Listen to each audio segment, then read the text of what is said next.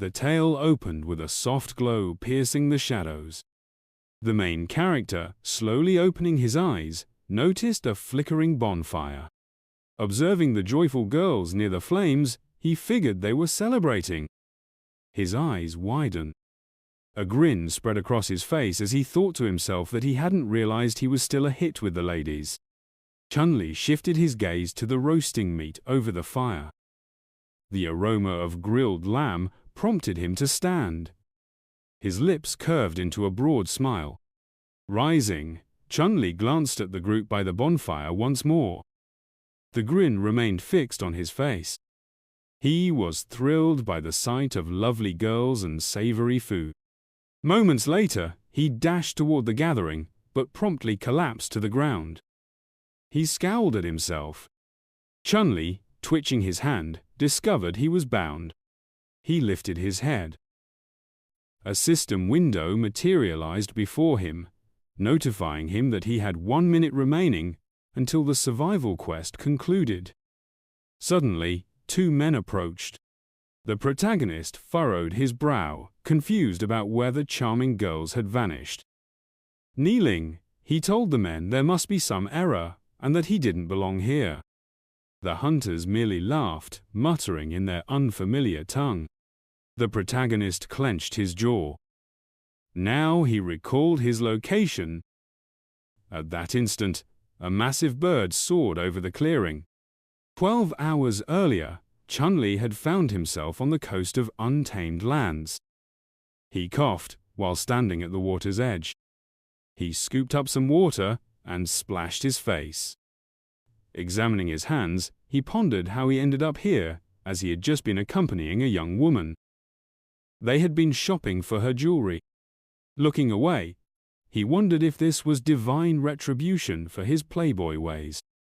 Chen Li shivered, hearing a sudden scream. Turning, he saw half-naked men and decided this must be a prank. A small boy grabbed a bone and yelled something. He hurled the bone sharply. It whizzed a millimeter past Chile's face. Blood spurted from a wound moments later. He bolted from the natives, remarking that they shouldn't take it so seriously. Chen Li smirked, boasting that he was still swift on his feet. Ordinary folks couldn't keep up with him, let alone the boy among them. The boy froze, realizing something. The protagonist gritted his teeth as another bone grazed his side. Frowning, the boy declared this was no jest, it was real. Abruptly, a system window appeared before him, announcing the start of the main quest: survival. Still running, the protagonist tried to decipher what this main quest entailed. A man swung a bone spear, aiming for Chen Li. Moments later, he launched it. The spear's tip hurtled toward the boy's back. Unaware, the boy kept running. Glancing back, he shrieked in terror. The blunt end of the bone struck his neck. His eyes rolled back. He thought he was done for. His pupils shrank and then vanished entirely. And so, Chen Li found himself bound by the fire. He sat quietly, staring at the system panel reporting the task's completion. The protagonist chuckled. He still had a shot after miraculously surviving 12 hours. As the men stepped away, the boy asked the system about his reward. Multiple system windows with various details popped up before him. He frowned as the system offered to unlock the beginner's gift pack. Moments later, a system card appeared, announcing the acquisition of basic language skills, a beginner's survival guide, and an axe. Information flooded his mind like data cubes. Chen Li's eyes widened. He began to comprehend the natives' chatter around the fire. He realized this was an ancient world, where culture was yet to form, and everything was in its infancy. Chen Li's mission was to survive and build a civilization in this new realm. All he needed was a suit to fully dive into this open-world strategy game. Frowning, he allocated points to his strength. Instantly, a battle axe materialized in his hand. The ropes binding him began to snap. A moment later, he ripped them to pieces. Grinning and tightening his grip, Chen Li remarked that he hadn't anticipated a single point boosting his strength so much. The two men stood still, staring at the protagonist. He slung the axe over his shoulder, a smile spreading across his face. Shiru, enraged, charged toward the young man, commanding his followers to slay him immediately. The protagonist remained unfazed as the two men closed in. He merely smirked. Holding the axe before him, he declared that these ignorant barbarians dared to challenge him, a god. Shugu clutched the bone weapon with both hands, admitting he didn't grasp what a god was. Chen Li grinned and explained that it meant he was a supreme authority among these primitive people, their leader, sent by the heavens to rule them. Shu's body shook with fury. Abruptly, he leaped forward, swinging his weapon. The protagonist, caught off guard, clenched his jaw and frowned. Chen Li swung his axe, insisting he couldn't lose. He managed to block the bone weapon. The earth beneath him buckled. A second later, the ground split, cracks spiderwebbing outward. The protagonist scowled, admitting he hadn't expected such strength from this savage. Shiru and Chen Li faced off, tension crackling between them. Shu gritted his teeth as the axe bit into his bone weapon. The protagonist's brow furrowed. Shu let out a tense scream. Moments later, his bone weapon snapped. A fragment of bone flew off. Both the protagonist and the man stared at it. Shiru, stunned, gaped at the broken bone. The tribesman looked on in shock and disbelief. Chen Li, turning his head, sensed something ominous was coming. Shiru, seething with rage, roared, demanding how Chen Li dared destroy his weapon. Veins bulged on his face as he ordered the entire tribe to attack the protagonist. The young man fled, shouting that this was a total sham since they'd agreed to a one-on-one fight. Chen Li ran, yelling that it was absurd for so many to gang up on a 24-year-old. One savage approached, swinging his club. The protagonist struck first with his axe, and the savage collapsed in terror. Chen Li stood over him, declaring they were nothing but savages. Clenching his fist, he said he didn't want to fight them, but they'd forced his hand. Frowning, he demanded their surrender. The crowd of tribesmen froze, motionless. The protagonist narrowed his eyes, thinking to himself that if these savages hadn't attacked, he wouldn't be in this mess. Suddenly, the tribesmen quaked with fear. They spun around and fled. Unaware of someone behind him, the protagonist tried to figure out what sparked their panic. Abruptly, a system window popped up before him, assigning a quest to exercise a saber-toothed tiger. The tiger's drool dripped onto the boy's head. Chen Li, startled, jerked his head up to face the beast and bolted, screaming. The tiger raised its paw and roared. Junie parried the beast's claws with his axe while running. Dodging its swipes, he questioned why everything wanted to devour him. The protagonist leaped downward. Glancing back, he muttered that at this rate, he'd die. Gritting his teeth as the tiger landed behind him, he thought this mission was ludicrous. The beast could kill him in one bite. The tiger lunged forward. Its claws raked across the boy's back. Chen Li collapsed in agony. Clenching his teeth, he struggled to rise. Swinging his axe, he declared he could no longer flee. Gripping the axe with both hands, he realized going head-on was futile. He had to outwit the beast. Frowning, he racked his brain for something to use against the saber-toothed tiger. Spotting smoke from a fire in the distance, he had an idea. As the beast raised its paw, Chen Li knew he had one shot. He suddenly charged forward. The tiger, surprised, reared up on its hind legs. A moment later, it pounced toward the boy. The protagonist slid across the ground. The tiger simply dropped its paws, landing on him. Fleeing, Chen Li cursed, vowing never to trust movie stunts again. Scowling, he muttered that all cats were vile for toying with their prey. Racing toward the forest, he said the plants ahead would aid him. If he reached the fire, he'd triumph. The tiger swiped, shattering a tree in its path. Its claws nearly grazed the boy's head, missing by inches. Chen Li gritted his teeth, pushing forward. He squinted, spotting his gola fire blazing in the clearing. With his last burst of strength, he leaped forward. His body tumbled. Soon, he rose, finding himself beside the fire. He seized a burning branch. The young man hoisted a makeshift torch and swung it at the tiger. Startled by the flames, the beast let out a fierce roar. It quickly backed away. Squinting one eye, the tiger snarled. The creature's face contorted in fear. The hero, circling the fire, taunted the tiger to come closer if it was brave enough. Chen Li gripped the torch tightly in front of him. His brow furrowed deeper as he caught an odd noise. The sound echoed from the nearby forest. The boy lifted his gaze, recognizing the source of the noise. A massive paw print from the beast was etched into the ground. The tiger's jaw dropped in shock, hearing the sound of approaching steps. As if jolted by a spark, the cat spun around and bolted. Chen Li, clenching his teeth, shouted at the tiger not to flee, as he had issued a challenge and didn't want to be left alone.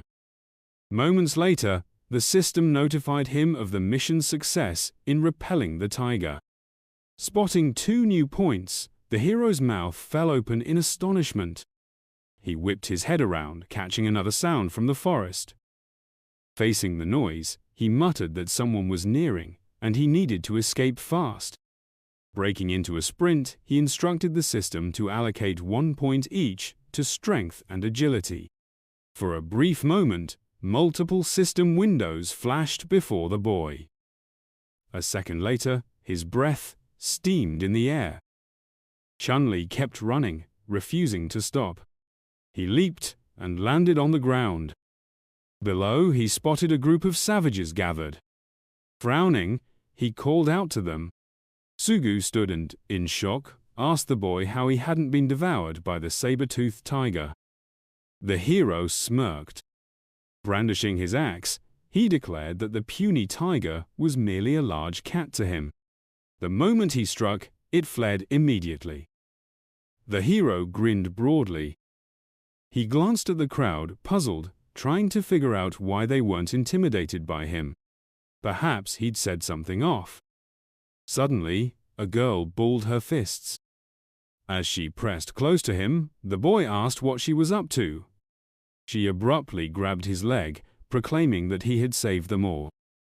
The tribe members raised their hands, thanking the boy and urging him to become their leader. Chen Li's brow creased. He realized this was the quest's reward. Looking at the joyful crowd, he remarked that he hadn't anticipated such affection. He chuckled, telling them to rise first, as their warm welcome made it impossible to disappoint them. Clenching his fist, Sharu shouted that he was truly the mightiest man. For the first time, Chen Li felt like an emperor. He raised his axe and commanded everyone to stand. Then he proclaimed himself king. At that instant, system windows popped up, confirming his successful integration into the nameless tribe. Closing his eyes, the young man assigned a point to physical strength. Opening his eyes, he noted that every boost in abilities leads to significant growth. The more points he invests, the simpler tasks become as his gear and power improve. A vast inventory panel materialized before him. Among the items was a healing potion. Spotting it, the hero read its storage and usage requirements. Placing a hand on his chest, he said that if he takes it out, he must use it within a day or discard it. Soon, A liquid orb appeared in his hand. The fluid surged toward the wounds on his back. Moments later, the injuries vanished. Chen Li grinned, calling it a remarkable item. Extending his hand to Shu, he offered that if anyone was hurt, he could provide this medicine. The man clasped his hands and exclaimed that their king was incredibly powerful. Closing his eyes, the boy stated that this was how he could safeguard them. Soon, his eyes opened, and he declared that as their king, he needed to learn more about them. Pointing at the man, he ordered him to introduce himself and share his skills. Shu beamed, explaining that before the boy arrived, he was the tribe's leader and their finest warrior. The young man with rugged skin lifted his hands and announced his name as An. He boasted of his skill in hunting. The bronzed man gestured broadly and declared his name was Wolf Claw, claiming he could bellow fiercely, startling away beasts. The bald, towering figure grinned and said his name was Huang, proclaiming himself the mightiest. Just then, a hand rested on his shoulder. A girl stood beside him, asserting she was the strongest. She fixed her gaze on the stunned protagonist, fists clenched. Shanying presented herself. The protagonist squinted, suspecting she was the secret mastermind of this challenge. Another girl approached holding an apple and introduced herself as Shu. Chen Li chuckled, noting she seemed ordinary. Suddenly, someone bumped into the back of his head. The protagonist spun around, annoyed. All smiled, apologized, and introduced herself, pointing to the children nearby and mentioning she hadn't named them yet. Chen Li grinned broadly. He wondered silently how he differed from the rogue, Chao. A boy appeared abruptly, startling the protagonist. Xiong, hands on hips, admitted he lacked special talents but possessed keen eyesight and hearing, ideal for finding paths. The protagonist stroked his chin, thinking this Xiong might prove valuable as a scout later. Lowering his hand, he said they could address him as king, leader, or brother Chen Li. Observing the group closely, he declared he knew all about civilization and had come to share his wisdom. The tribespeople stared at the youth before them, astonished. Chen Li, smiling, promised to teach them much, assuring daily meet. The crowd froze, shocked by his words, then raised their hands in celebration. At that moment, a system panel appeared, announcing the main quest's activation. The protagonist's eyes widened as he read the quest details. Placing a hand on his chest, he muttered about another primary mission. He surveyed the group 15 in total. Narrowing his eyes, he noted the need to grow the tribe to 50 within 18 days. As the group cheered, he looked over them, pondering how to merge other tribes. Glancing up, Chen Li realized these 18 days would be far from joyful. He'd need to exert maximum effort as time slipped away. Staring at the system window, he remarked that a grand chest and legacy were substantial rewards. The moon glowed brightly over the mountain valley. The protagonist lay on the ground, eyes closed, attempting sleep. Soon he stood, grumbling that the grass irritated his skin. Rising, he declared he couldn't conquer the world hungry. Observing the sleeping tribespeople, he noted their simplicity, not even posting a guard. The weary youth pondered where to find food. His eyes widened suddenly. He recalled heaps of roasted meat by the fire. As his inner angel and demon debated, he weighed the idea himself. Clapping his hands, he decided he wouldn't encounter that beast. Chen Li reached out, gripping an axe, and moved forward, frowning as he navigated the forest. The radiant moon lit his way. Bushes stirred nearby. The protagonist glanced up, noting the eerie silence. In a clearing ahead, a fire burned. Chen Li neared it, surprised to find leftover prey. Examining the fur and roasted meat, he remarked that, as leader, he couldn't think only of himself. He grabbed a rope, tied up the rabbit's remains, and, lifting the bundle, smiled, saying he'd bring it to the group. Carrying the meat, he dashed off. En route, odd noises halted him. The terrain felt altered. His axe slipped from his grip. Chen Li tumbled into a pit. Opening his eyes, he frowned, inspecting the hole and questioning who dug it. Noticing his shadow, he puzzled over how moonlight pierced the dense jungle. He glanced aside, then upward. Placing a hand on a massive pawprint's edge, he stood, stunned. Surrounding trees were toppled. Gazing at enormous footprints, he muttered that no creature could be so vast. Frowning, he imagined a dinosaur. Retrieving his axe and meat, he called himself a fool, realizing he'd just seen signs of a saber-toothed tiger.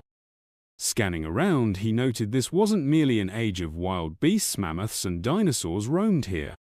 Climbing from the pit, he vowed to find a safe haven and settle swiftly.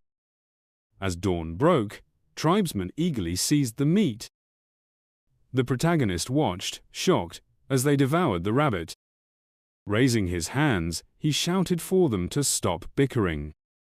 As they stood before him, Junie silently noted their ignorance of fire-making, manners, and resource management. With a grin, he declared that today's meal would be for those who joined him on the hunt first. Shu beamed, explaining that they typically took turns hunting.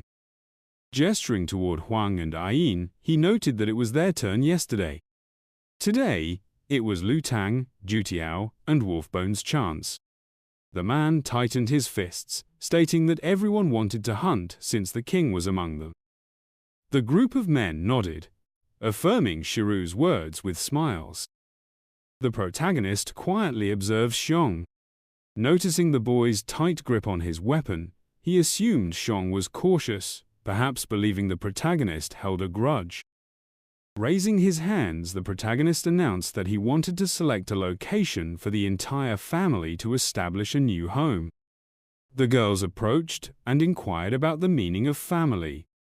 The boy explained that it was when she and her loved ones shared a single home. Placing his hand on a tree, he likened a family to the tree's roots, which dig deep into the earth, ensuring food and safety for all. Overhearing the king's words, Shanling embraced her friend. She then extended her arms toward the boy.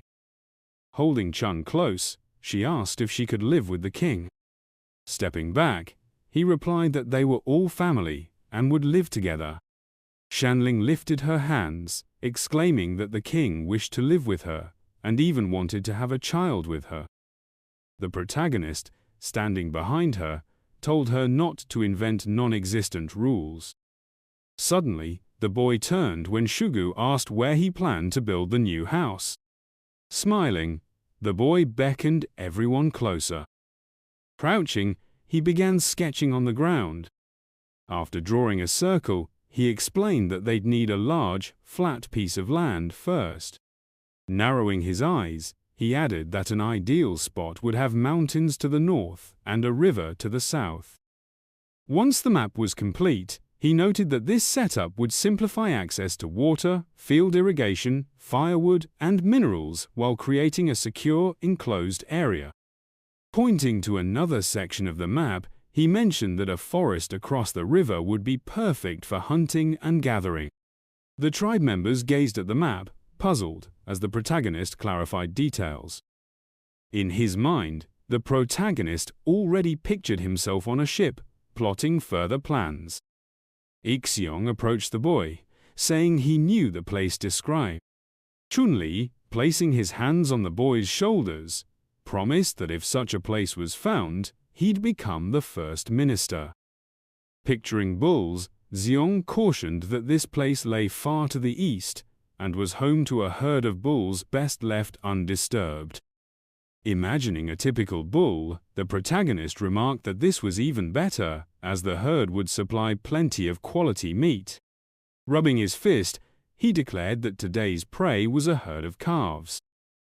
A broad grin spread across the protagonist's face as he raised his axe, urging them to grab their weapons and head toward their new home. The scene shifts to another part of the mountain range, where a vast forest filled the landscape. A chicken's lifeless head emerged from the bushes. Xiong lifted his head, noting that the area was peaceful and quiet, suggesting they could move forward after a short wait. The protagonist grinned, assuring him there was no need for such caution. As they exited the forest, the boy added that they shouldn't worry, as scaring off a tiger would surely protect them. Xiong paused, pointing out that from a nearby peak, they could see the bull's gathering spot. The group climbed toward the hilltop. Xiong dropped to the ground, urging the others to follow suit. Chen Li protested, telling them not to be overly cautious. Soon he peeked out, and his eyes widened in astonishment. Before him stretched a vast plain. Smiling, he remarked that he could smell the sea. A system window appeared when he requested the map. Studying the system map, the boy declared this location ideal for building their first city. Suddenly, Xiong tugged at the boy's arm. Flailing his arms, the boy warned him not to speak so loudly, lest the black bulls overhear. Without arguing, Chen Li peered from behind cover. System window reflections flickered in his eyes. Using the system, he examined the area's plants. Spotting liana, he learned it was poisonous. Next, he analyzed a tree, noticing a gray squirrel on a branch, its meat tender. Finally, he studied a wasp, discovering its bite was toxic, with 5 bites proving fatal.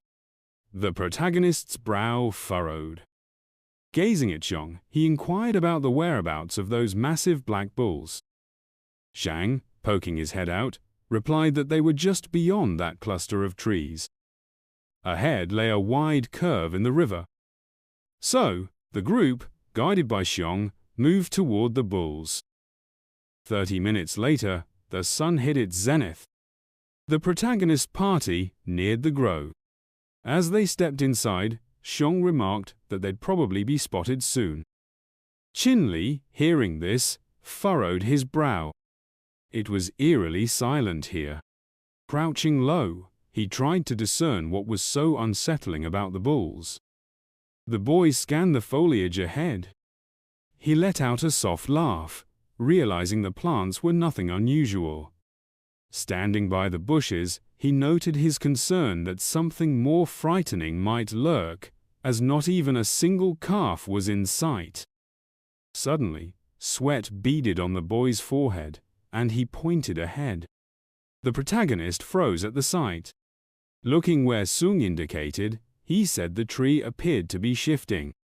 Sheng's jaw dropped, stunned by the creature's towering height. Chen Li, grasping the situation, clenched his teeth. Before them stood an enormous black bull. Its eyes gleamed in the forest's shadows. Abruptly, the bull bellowed. Sheru, positioned beside the king, asked if they were truly going to hunt these beasts. The boy gave a nervous grin, declaring they'd triumph over them. Stepping forward, he instructed the group to stay low and wait while he scouted ahead. Soon, the protagonist slipped behind a tree. Hidden there, the boy began to weep. He didn't want his people to perish so easily. Observing the bulls before him, he muttered that he could shape the tribe into a unified family. Moments later, a bull lumbered past. Chen Li, lifting his head, thought to himself that this creature was 3 times his size. He needed to find a calf to test his abilities. Still concealed behind the tree, he whispered that the beast looked terrifying. Watching it graze, Chen Li contemplated an attack. Soon, he spotted the smallest bull. He resolved to try reasoning with it first. Emerging from his hiding spot, he greeted the young calf. It froze, grass dangling from its mouth. The protagonist forced a shaky smile. His eyes widened, sensing something amiss. The calf opened its jaws and let out a deafening roar. The sound startled nearby birds and summoned the adult bulls. They charged immediately. The boy spun around and fled. As he swam across the river, he shouted for the bulls to stop their pursuit. The river didn't deter them, and they surged after him. Shiru and his group remarked that he was truly worthy of being their king. Their leader had provoked the entire herd and was now escaping them. Soon the protagonist reached a towering wall. He leaped upward. The boy began to nimbly scale the wall, reaching for the ledge above. Luckily, he grasped it. Chen Li quickly secured it with his other hand. Glancing back, he frowned. The massive bulls slammed into the wall, unable to stop in time. They collapsed, unconscious. Having climbed onto the ledge, the protagonist understood the situation. He chuckled, saying that, if they could, they should try climbing up here. The bulls stirred, glaring angrily at their foe. The boy frowned, noting that this cliff wouldn't support the bulls' weight, so they wouldn't follow. The bulls turned and trudged away. Chen Li, who had observed it all, said that upon returning today he should inform the hunters and arm them. The boy looked upward. He was unsure how to descend now. The enraged bulls waited below. The protagonist began climbing higher to find another route. Soon, his hand reached the cliff's summit. He squinted at the sight before him. A stunning sea and landscape unfolded. Chen Li smiled. Surveying the area, he declared this place far superior. Raising his hand slightly, he announced his intent to establish a tribe, a city, an empire here. He nodded to himself, saying the game was just starting. Xiong peered at the bulls through his makeshift binoculars. Shiru, standing behind him, asked if the king had been trampled. The man scaled a tree, stating he needed to find a way to retrieve the king's axe. His foot brushed against moss. Something darted toward him from behind. The axe embedded itself in the tree, startling Shiru. The protagonist appeared behind him and said he was quite courageous. The boy laughed, noting he didn't think the man wished him dead. The group emerged from their hiding spots. Seeing the king, Shugu, grinning and standing before the boy, asked how it went. If those bulls were mighty, gesturing toward the bull, the hero declared he'd feast on beef to restore his vigor. They ought to give it a try. Xiong lifted his hands, urging them to abandon the notion. The hero squinted, questioning if his words weren't clear. Clenching his jaw, he intimidated his followers, stating they only needed to respond with a yes or no. Out of fear, they quickly consented to his plan. Chen Li, satisfied with their response, seized his axe. Hoisting it, he proclaimed that starting today, he'd instruct them in crafting a formidable weapon. Tightening his grip, he added that he'd also teach them advanced hunting methods. The band of hunters rejoiced at the king's words. Soon, the sun dipped behind the mountains. The hero swung his axe, felling a tree with a single strike. The trunk crashed to the earth. The hunters gaped in astonishment. Shu, grinning, asked why he'd chopped it down, noting the tree was inedible and bore no fruit. Resting the axe on the stump, the hero explained it was material for weapon making. Grasping a stick roughly 2 meters long, he began detailing the process step by step. He sharpened one end, and soon a rudimentary spear took shape in his hands. A system window materialized beside him, granting a bonus to his craftsmanship. Chen Li, chuckling, admitted he didn't understand the purpose of this technology. The hero lifted the spear, explaining it was called a spear, used to stab foes or hurl at them. The hero's brow furrowed. Moments later, he launched the spear, which pierced the tree trunk, splitting it with the impact. Shiru's jaw dropped in awe. Pointing at the spear, the hero declared it a mighty weapon. Seconds later, he embraced his king, and the whole group began to revere him. Shu, elated, raised the spear as the hero announced it now belonged to him. Turning to his followers, the young man instructed them to craft their own spears. The sun blazed brightly over the clearing. Shiru narrowly blocked Huang's strike. Ain, clutching a spear, remarked it was an excellent weapon. Chen Li, raising his hand, challenged the men to attack him. The group exchanged glances before charging at the king together. The king stood composed, awaiting their approach. He nimbly evaded Wolfbone's strike. The young man sidestepped, dodging another opponent's thrust. Chen Li glanced back, swiftly striking a spear into a foe's jaw before landing firmly on his feet. Wolfbone lunged at the king again. The hero, scowling with intensity, met his opponent's gaze. Blood sprayed from a wound. Xiong recoiled at the sight. Shiru and Huang halted the skirmish. The hero's spear paused at Wolfbone's chest, and he declared him defeated. The man, eyeing the spear nervously, collapsed, proclaiming the king godlike and unbeatable. The young hero grinned, noting they lacked skill with wooden weapons and still relied on raw strength. All eyes followed the king's back as he stressed that mastery demanded practice. Now, they'd practice spear throwing. Soon, the hero etched a target on a boulder. Standing in the clearing's center, he directed his men to line up and hurl their spears. Shu swung his spear, eager to throw first. His spear struck the boulder but missed the mark. Shiru scratched his head as the hero noted his throw was strong but needed better aim. Zhong's spear landed in the dirt before the hero. Frowning, the hero scolded that the spear was aimed at him, not the target. Many began launching spears, striving to hit the mark. The hero glanced at them, realizing their lack of natural skill. Suddenly, a spear whizzed past him, striking the target with a crack. Chen Li immediately turned to Ain, who'd thrown it. Smiling, he asked if he wanted another. The hero handed Ain 2 spears, declaring them his. Abruptly, Shanling peeked from behind a tree, warning of a massive beast approaching. The king peered into the distance, commanding everyone to arm themselves and prepare. A colossal shadow loomed before the group.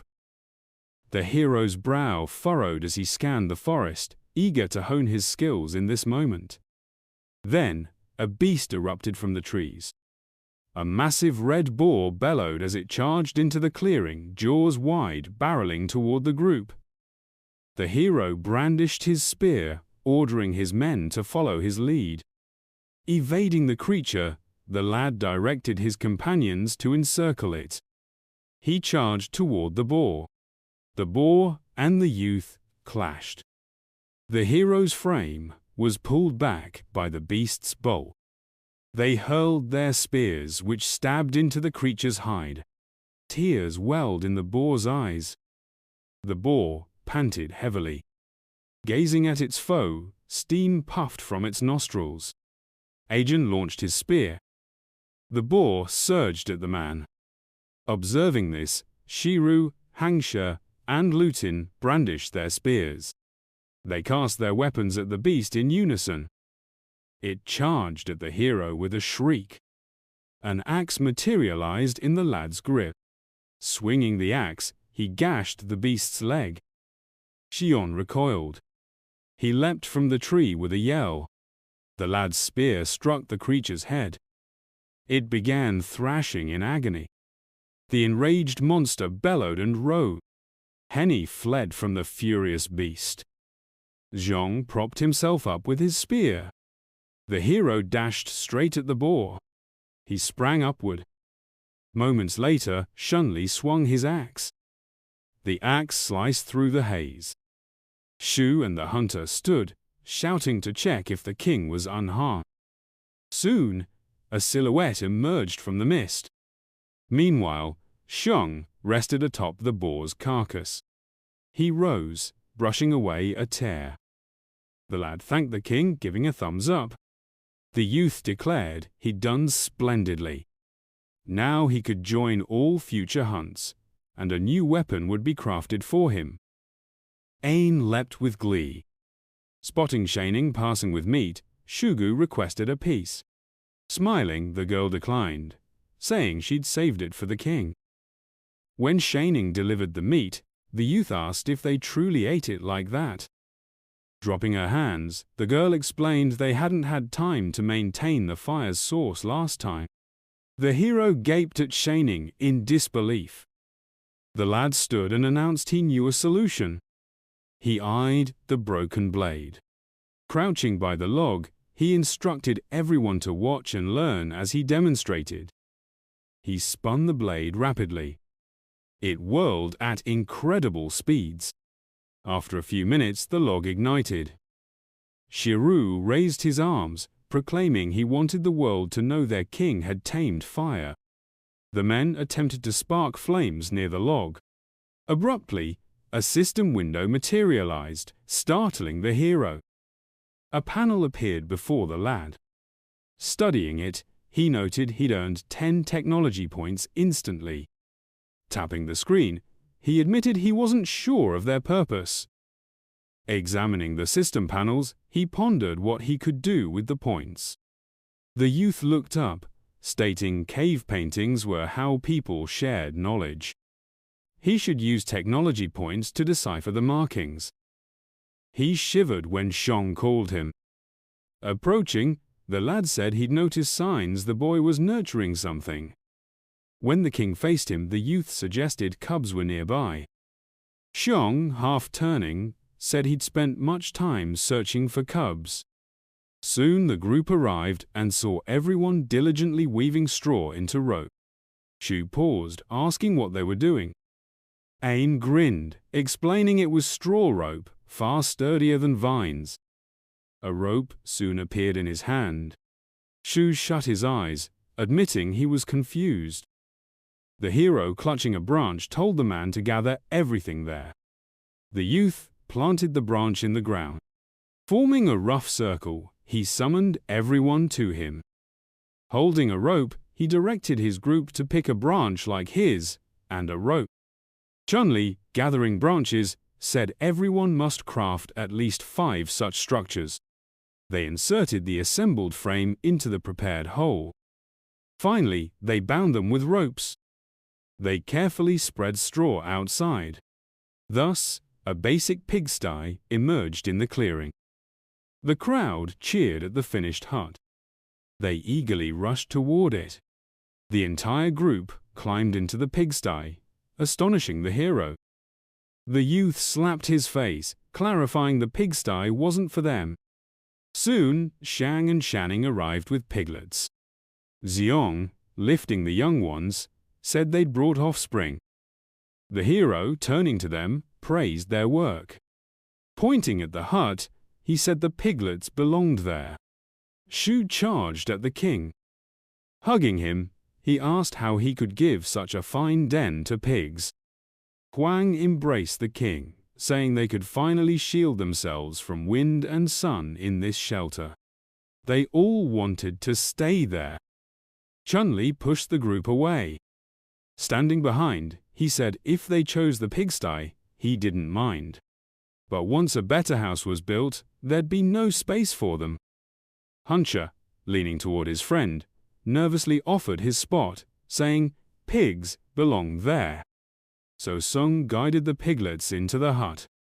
Ayan, nearing the king, asked why they cared for pigs if they were just food. The hero questioned if the boy would be glad to eat meat daily without hunting. The boy grinned, saying he'd be thrilled. As Shang watched the piglets, Chen Li explained that raising them to produce more piglets ensured a good life. The youth smiled, saying, If they didn't understand, it was fine, they just needed to keep learning. A system panel appeared, signaling the quest's completion. The hero frowned, ordering the system to reveal the reward. A small chest opened. The lad received a salt pouch. Chen Li gawked at the system panel, surprised. His reward was the skill to cook various dishes. He grinned nervously, noting he'd need to master cooking before advancing science and technology.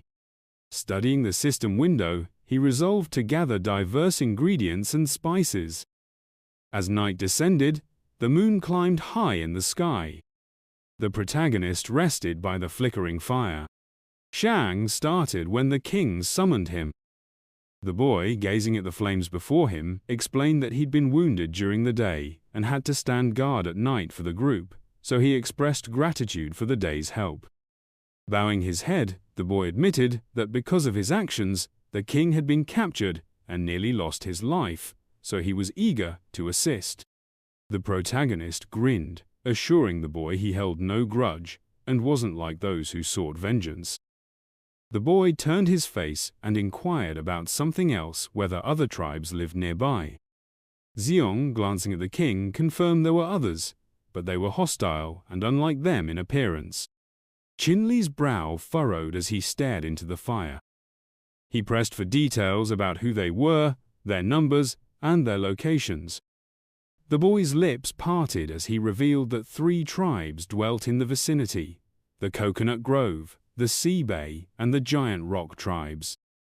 They lived far apart, requiring at least a day's trek through the forest to reach them.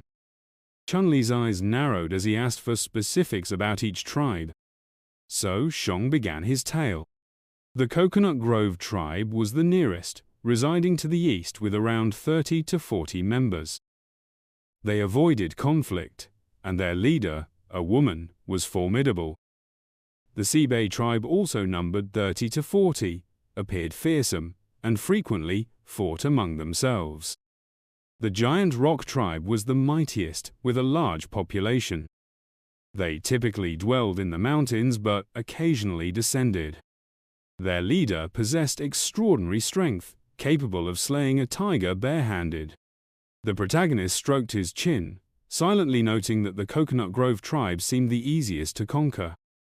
Addressing the group, he cautioned that despite their peculiarities, they shouldn't be treated harshly, and a peaceful approach to defeating them was necessary.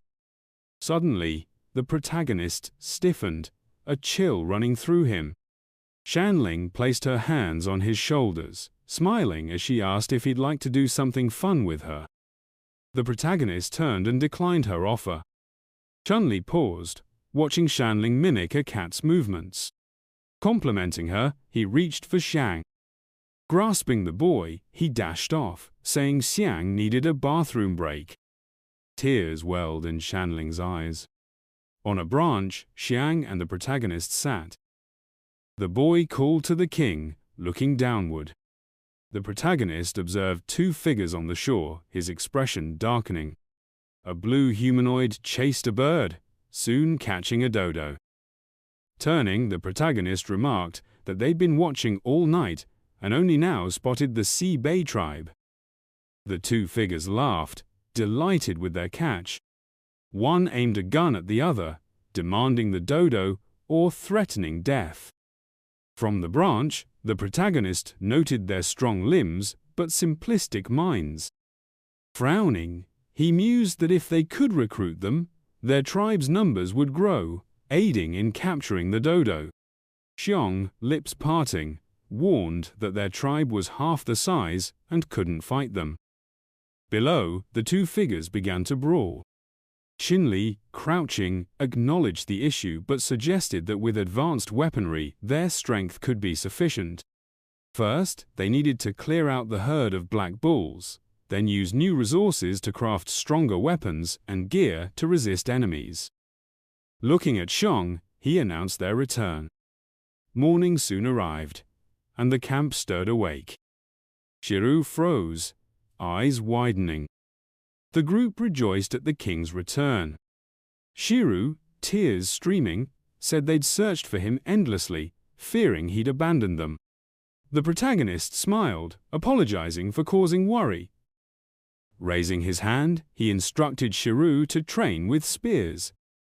Turning to Ain, he tasked the boy with teaching throwing skills, giving him just 1 day to improve their abilities. Noticing the tribesman's enthusiasm, he warned they had little time. Hearing Shanling's voice, the protagonist froze. The girl approached, noting that certain leaves were handy for bathroom use. When the boy thanked her for the tip, but asked her to gather the women to assist with weapon making, she stopped smiling. Raising his hand, he explained they should first collect rocks, and he'd show them how to craft an axe.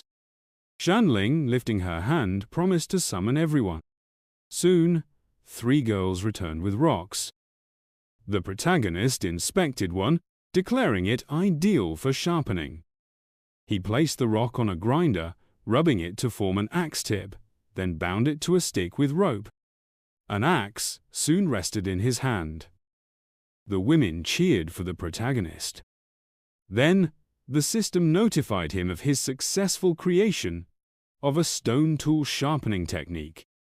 Chen Li clenched his fist, frustrated that he earned 10 points for making fire, but only 1 for grinding stone tools. His body shook with anger. Waving his hand, he ordered them to follow his directions. Suddenly Shanling shrieked, claiming she'd already completed everything. The main character was taken aback to find her wielding a double-edged axe and commended her skill. Abruptly, a system interface materialized before the young man. He examined the display, which notified him that he had unlocked a hidden ability to uncover talents. Shifting his attention to Shaning, he realized that crafting tools must also be a talent. The girl, shielding her face with her hands, was puzzled by the king's intense gaze. Chen Li, with a broad grin, instructed the girls to fashion a stone axe to the usual standard. They needed to produce as many weapons as possible today. As the sun dipped below the mountains, the group crafted spears and axes. The young man, standing beside Shan, praised her, noting that she had made over half of all the weapons. She was exceptional.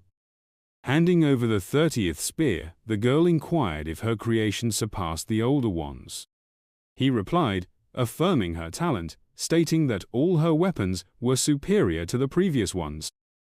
Narrowing his eyes, he observed her hands, and remarked that she had been sharpening spears and stones all day, which had left her injured. Shaning, tucking her hair back, said that as long as she could aid the king, she was ready to work tirelessly. O and Shosho approached, mentioning their own wounds, asking if their efforts weren't also valued. Shaning, irritated, watched as these girls neared her king. He turned and fled, saying he needed to check on his training progress. As he moved through the forest, the boy muttered that they all intimidated him. He stopped short when he heard Aiden's scream. A massive log was hurtling toward him. He barely ducked in time, saving himself. Looking at the log, Chen Li commented that the hunters were enjoying themselves. Ayan, approaching the logs, said that Hanger and Langucha had triumphed. Soon the boy saw the king approaching. Standing beside him, the boy noted that everyone had improved greatly today and could now hit moving targets. Turning his head, Ain remarked that Zhao, though powerful, lacked precision in throwing. Only when paired with Shiru could he throw a spear accurately. Though Lutin was quiet, he was the most dedicated, mastering spear throwing first. Surprisingly, Hong and Languchu were unremarkable individually, but as a duo, they launched 4 spears rapidly, hitting the target alternately. The protagonist, looking at Ayan, declared they would face the Black Bulls tomorrow. Picturing the defeated bulls, the young man said he should bring a secret weapon. Ain grinned and asked what kind of weapon it was. Chen Li kept working even as night fell. He hammered on, sweat streaming down his body. Clenching his jaw, the young man struck the stone axe against the cobblestone. Exhaling wearily, the hero murmured that he hadn't slept all night, determined to finish. He recalled Ain's curious expression when he asked about the secret weapon. The king then pointed to the herbs in his hand, urging the others to look. He instructed them to pick off the black-tipped leaves, warning that if they had cuts on their hands, they should avoid the leaves' sap. Examining the plant, the boy reminded himself that the system had identified it as a natural paralytic. He hoped its juice could immobilize the monsters. The fighter looked up when called and learned that spears had been delivered. Shining, surprised, noticed a hollow in the boulder and asked why the king had carved it. As the girl with the bundle of spears approached, he explained it was a stone mortar and its purpose would soon be clear. He then asked her to summon the girls to use the new tool to crush the green leaves and coat the spear tips with the juice. A tribesman approached next, asking how they could assist. Glancing at the others, the boy told them to eat and rest first, as a major battle loomed. Meanwhile, dawn broke. The boy climbed a tree with his breakfast, sprinkling salt on the meat and musing aloud that it tasted far better this way. At that moment, the blonde raised her spear and shouted to the king that all was ready. She threw the spear, and the hero caught it calmly. Looking at his warriors below, the young man ordered the women to stay and protect the children, while the rest should grab their weapons and follow him to the mountain. The tribe cheered enthusiastically. The king lifted his divine weapon, declaring the hunt start. His squad readied for battle, and the commander-in-chief announced that now it was the monster's turn to quake. Clouds obscured the sun. From the cliff, the tribe peered down. Hansa told Chugu that the king had gone alone as bait. Observing the monsters below, he questioned if it was too risky. The boy replied that the king was so formidable, what danger could there be, and urged them to watch. Perched above, Xiong instructed everyone to prepare. Peering cautiously, the hunter noted movement across the river. Shugu turned to the girls, asking them to pass spears promptly, especially to Ain, who must not be left unarmed. With a serious expression, the man stressed that the king had taken a huge risk, and they couldn't afford mistakes. 10 minutes earlier, the black bulls were grazing calmly. The protagonist peered from behind bushes. Watching the enemies tensely, the young man recalled that, based on recent experience, he could safely reach the mountain. One monster leaned toward the water, and the king decided luring a small bull would be safest. With short hops, the fighter drew closer. Frowning, he silently hoped he wouldn't trip, or he'd be done for. He threw several stones at the enemy's head. Cupping his hands like a megaphone, he taunted the monsters with shouts. As the wounded bull charged angrily, 2 others turned toward him. Realizing in dismay that 3 were too many, the hero sprinted from the enraged beasts, muttering about the risk. The monsters uprooted bushes and snapped trees, chasing the hunter. Reaching the plain beneath the mountain, the young man yelled to Sheru to aim at the lead bull. Dodging a strike from the closest enemy, the king urged his team to focus their attack. Huang rallied his comrades, ordering readiness.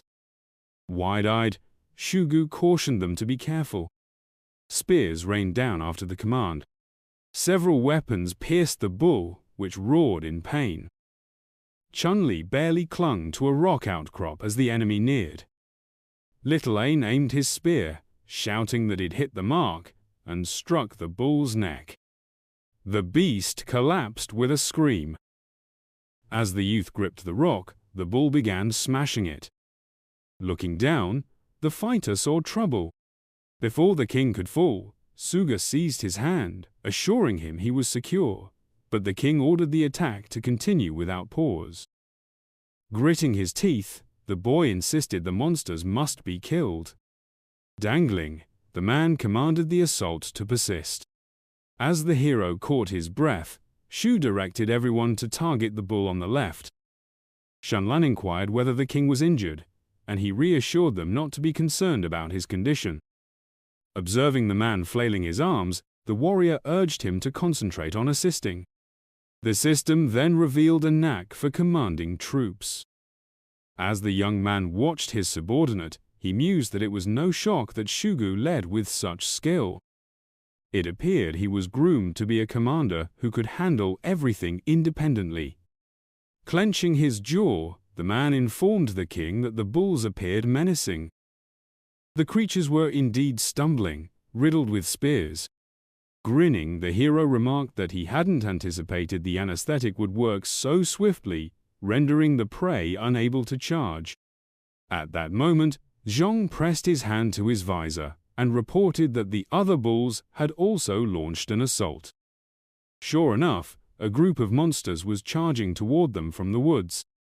The king furrowed his brow, realizing this had unfolded much quicker than he'd foreseen, likely due to the bellowing. But aloud, he declared there was no cause for alarm. Everything was proceeding as he had planned, and he instructed them to focus on targeting the 3 bulls below, as they couldn't be allowed to flee. As the creatures kept moving, the hero observed that the poison had indeed slowed them, and he commanded the group to ensure none escaped. The warriors continued hurling spears, and the bulls collapsed onto the grass. At that point, Chen Li raised his arm and ordered everyone to halt. Gazing at the foes sprawled below and the herd rushing toward them, Suga remarked that now wasn't the time for sentiment, as they needed to hurry and finish off the bulls before the others arrived. The young man glanced at his subordinates and asked how many spears remained. A blonde woman who approached replied that, counting those held by the hunters, they had 28 left. The king looked up at Xiong and asked how many bulls he'd spotted, and was told there were roughly 20. The young man squinted and explained that this was why they had paused. They had a limited number of spears. Ajun raised his fist, arguing that giving up would waste their efforts, but the protagonist disagreed. Staring at the drooling enemies at the base of the mountain, the young man clarified that this was part of the strategy. He had no intention of pitting such a small group against the herd.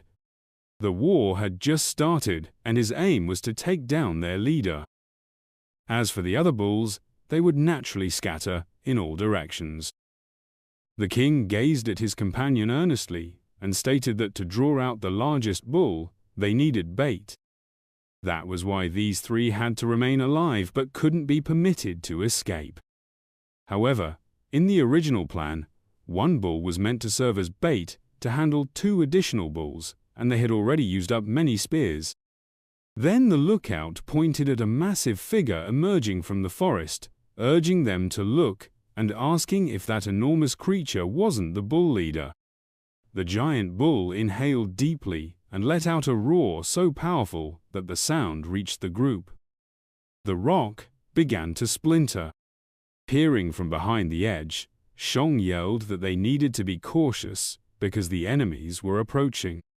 The monsters charged straight at the mountain, slamming it with their horns. Shielding themselves from flying debris, the tribe members concluded that the opponents had gone mad. The protagonist looked down, puzzled, noticing that their leader wasn't engaging them directly, but was commanding from afar. Then the mountain started to crumble, and the noise initially confused the hunters before they shouted that the stone wall had fractured. Gritting his teeth, the young man ordered everyone to take cover. But the entire mountain was already breaking apart. Shanling rushed to catch the falling king but tumbled herself. The girl collapsed onto the ground. The hero immediately dashed toward her, shouting that she needed to be rescued. The commander and Huang reached the blonde woman. As the young man checked on his comrade's condition, the others began descending as well. The girl looked at the king in surprise when he told her to rest. Propping his friend against a rock, the young man assured her they would keep her safe. Staring intently at the monsters, Wolfbone asked what they should do to fight the enemy.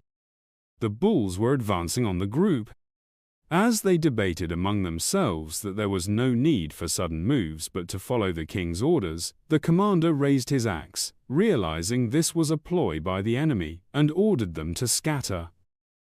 Without taking his eyes off the monsters, the hero thought the situation was dire. It was likely that the leader had seen through his trap.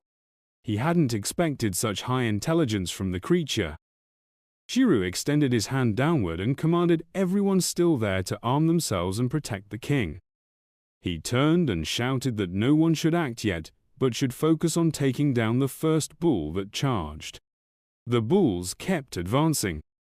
The herd rushed at the group with full force. Luton leaped forward and hurled a spear at the nearest monster. Then Chen Li himself charged with an axe ready and struck the enemy in the neck. The king was knocked aside from under the fallen beast. At that moment, two more foes rushed at Hunger. He swung and threw his weapon, but the monster kept advancing, and the man had to grab it by the horns. Wolfbone approached the captured bull from the side. Turning to the others, Shiryu ordered them to prepare for an attack. Spears flew at the downed monster. Afterward, the warriors below turned to the remaining enemies, who didn't keep them waiting long. But then a loud noise behind them made the bulls glance back, and they halted.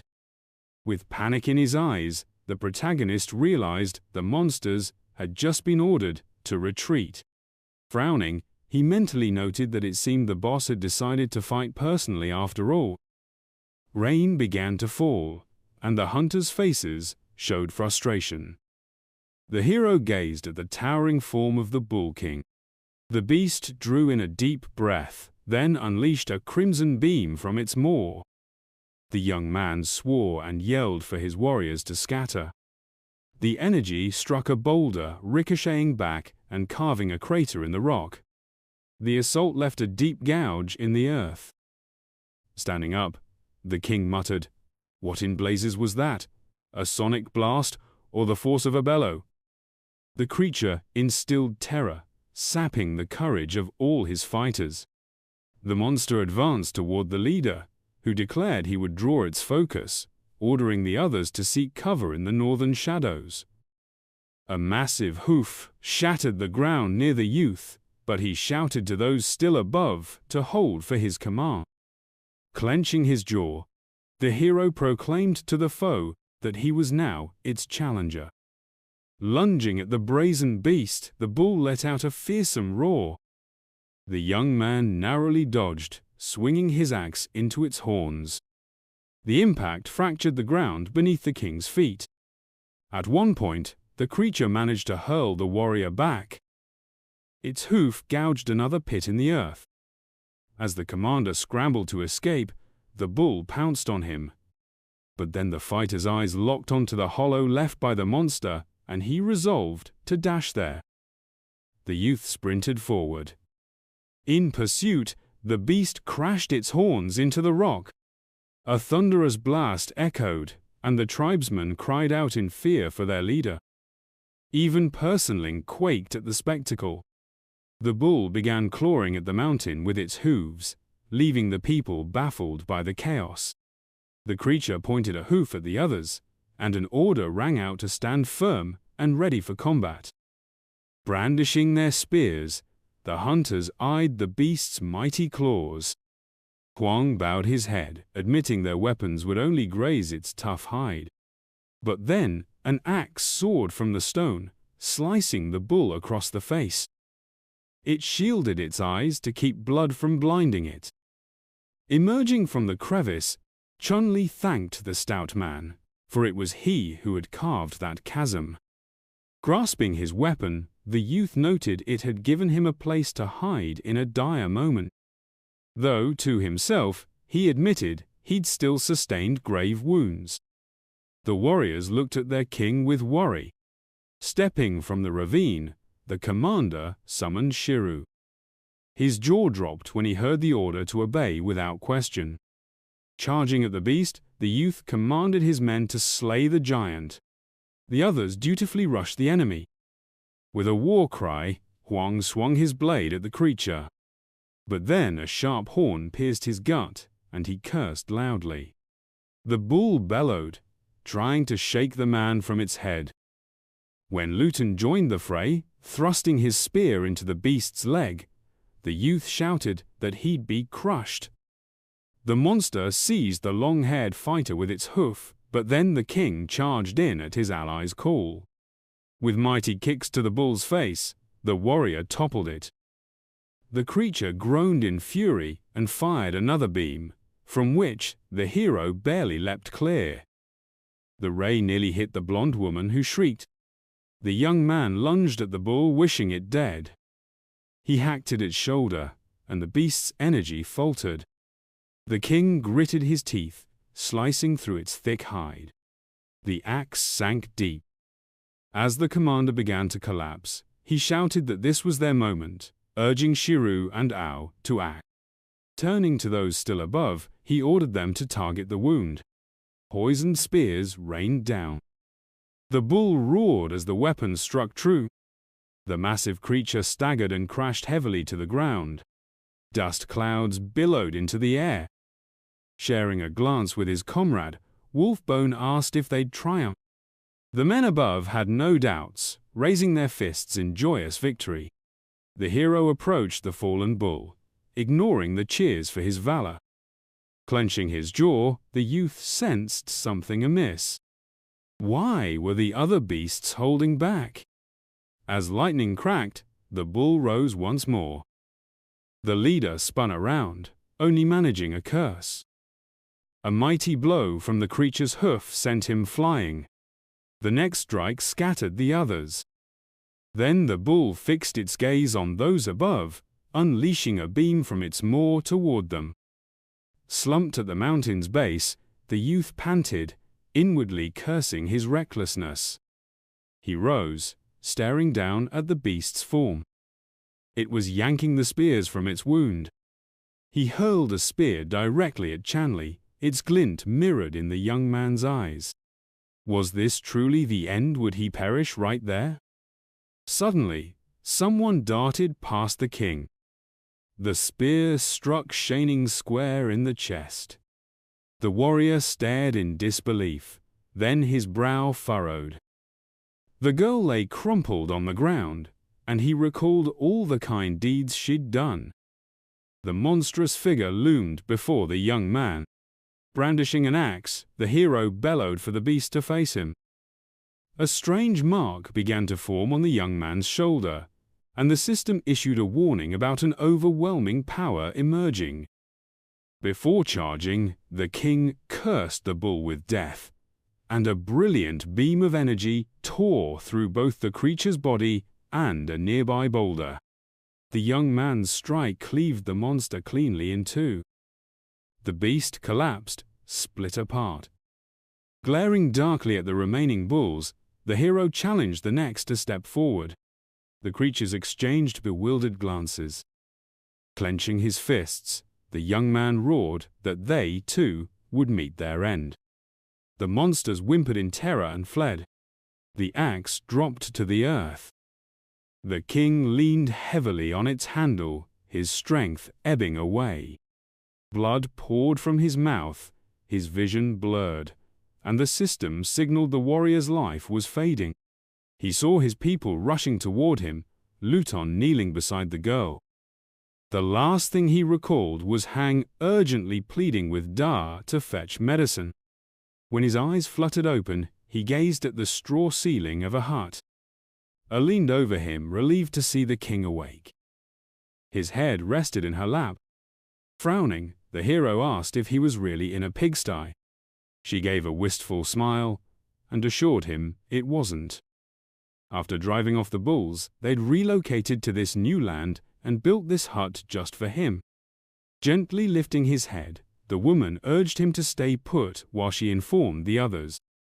But he sat up, asking her to hold off, which made the blonde think he had an order for her. Noticing his unusual wounds, he inquired about Da and Luton. Images of recent events flickered in the woman's mind. She explained that when they found Luan, he was barely alive but recovered swiftly. After waking, he stood guard outside the king's hut. Ditto's injuries were graver, but magic medicine had helped, and with rest, she'd heal. The others were unharmed. Closing his eyes, Chen Li sighed in relief that his people were safe. The blonde added that in 4 days, everyone had returned to normal. The young man leaned close to the woman's face, stunned that so much time had passed. Summoning the system window, he saw only 11 days remained to complete the quest. As he stared, realizing he couldn't afford to rest, the woman thought he was fixated on a single spot. He tried to stand, but pain halted him. The blonde insisted he needed proper rest. Glancing at her, the chief said now wasn't the time for rest and asked for Shu. Frowning, he instructed her to tell Shu only that he'd awakened, nothing more. The woman stood, and the hero promised to explain later. She left the hut to find Shu. Resting his hand on his knee, the young man reflected that he lacked both combat strength and control. If others knew, the task would grow even harder. He summoned a map window, calculating mentally. Thankfully, after scattering the bulls, the tribe had moved here.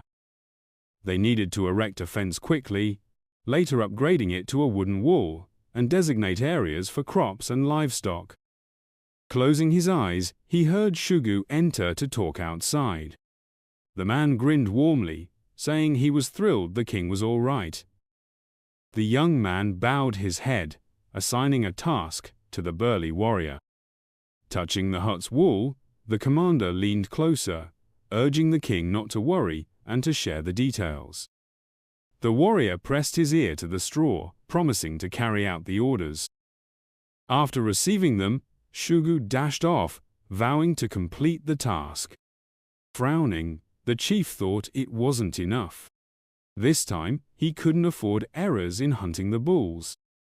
They had to clear the territory. Lutin flinched and turned when called, learning he too had a task. The boy stared at the hut in surprise as the hero instructed him to hunt the bull king, retrieve its skull and hide, and ensure nothing was left behind. The king handed him a divine weapon from the tent. Visibly shaken, the long-haired hunter walked away, swearing to fulfill the mission. The blonde peeked inside, urging the chieftain to rest again, but he refused. Staring at the hut's exit, he said he had a task for her too. She parted the hut's flap as he permitted her entry. Once inside, the chief revealed he'd sent the others away to entrust her with a secret mission.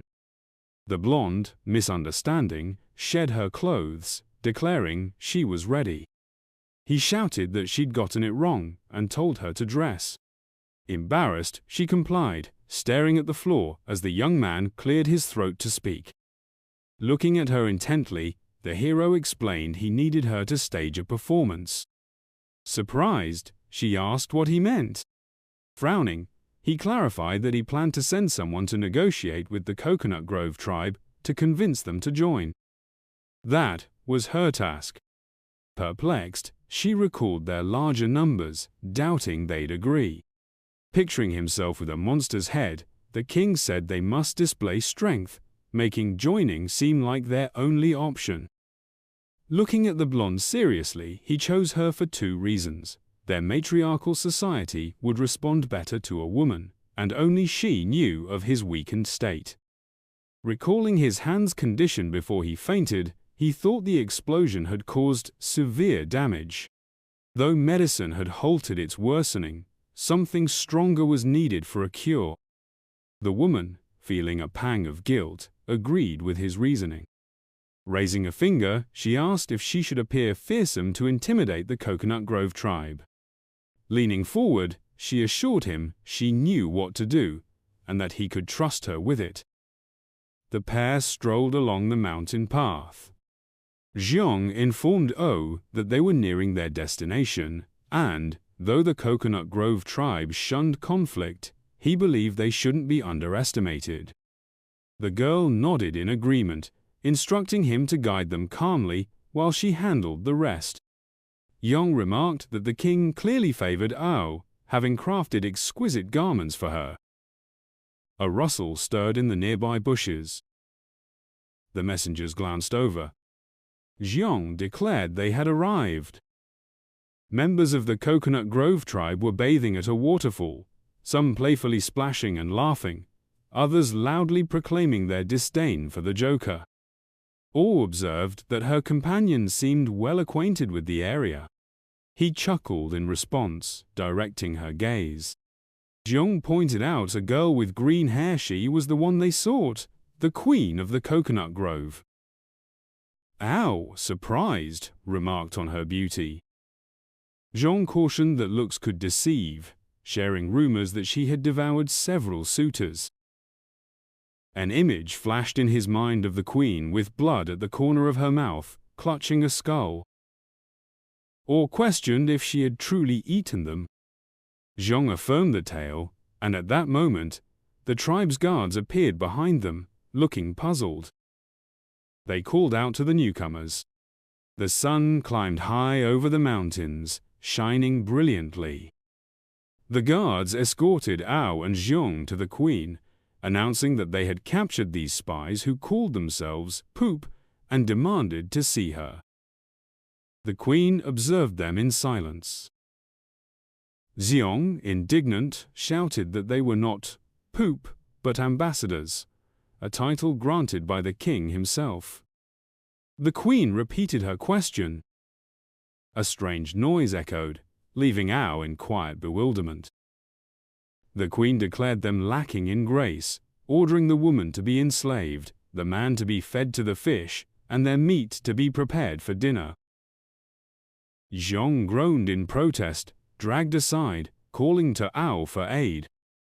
She replied that she had thought the Coconut Grove queen was discerning, but now saw otherwise, revealing her plan to offer the meat of a mountain ox. The queen halted the guard leading the captive away, allowing her to continue. Clutching a whip, she pointed it at O, demanding clarification about the mountain ox meat. O confirmed a herd of black oxen roamed north of the river. The queen assumed the girl proposed an alliance to hunt the herd. O countered that such a condition would not make the ox a gift and warned against underestimating people. She added that the bulls were not their foes and that the lands by the river had changed hands. The tribesfolk murmured in disbelief, saying they had frightened the bulls and nearly been trampled. The queen rose from her throne, brandishing her whip, and asked Ao if she knew the fate of liars.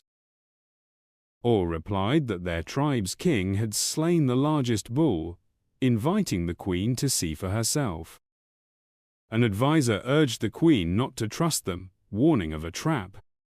All pressed, claiming their merciful king could crush the entire tribe. Xiong, though restrained by a stick, agreed, insisting his companion spoke truthfully, that their tribe sought peace and offered a gift with sincere intentions, questioning what doubts could remain. All added that if the queen feared to go herself, she could send others to retrieve the meat. The queen, standing tall and waving her whip, warned them against deceit, eyeing the strangers warily. In the forest, something startled the birds, sending them skyward. The strangers led the queen and her tribe members onward. Xiong proudly announced their return. Shu told him to hush and help build a house, noting the king awaited him across the river. Xiong agreed. One of the queen's servants asked what build a house meant, but she gave no reply. Awe declared they had arrived. The king was in a hut, adorned with massive horns atop it. A servant announced to the king that the ambassadors had returned. The queen scrutinized the hut, sensing a powerful, menacing aura emanating from it.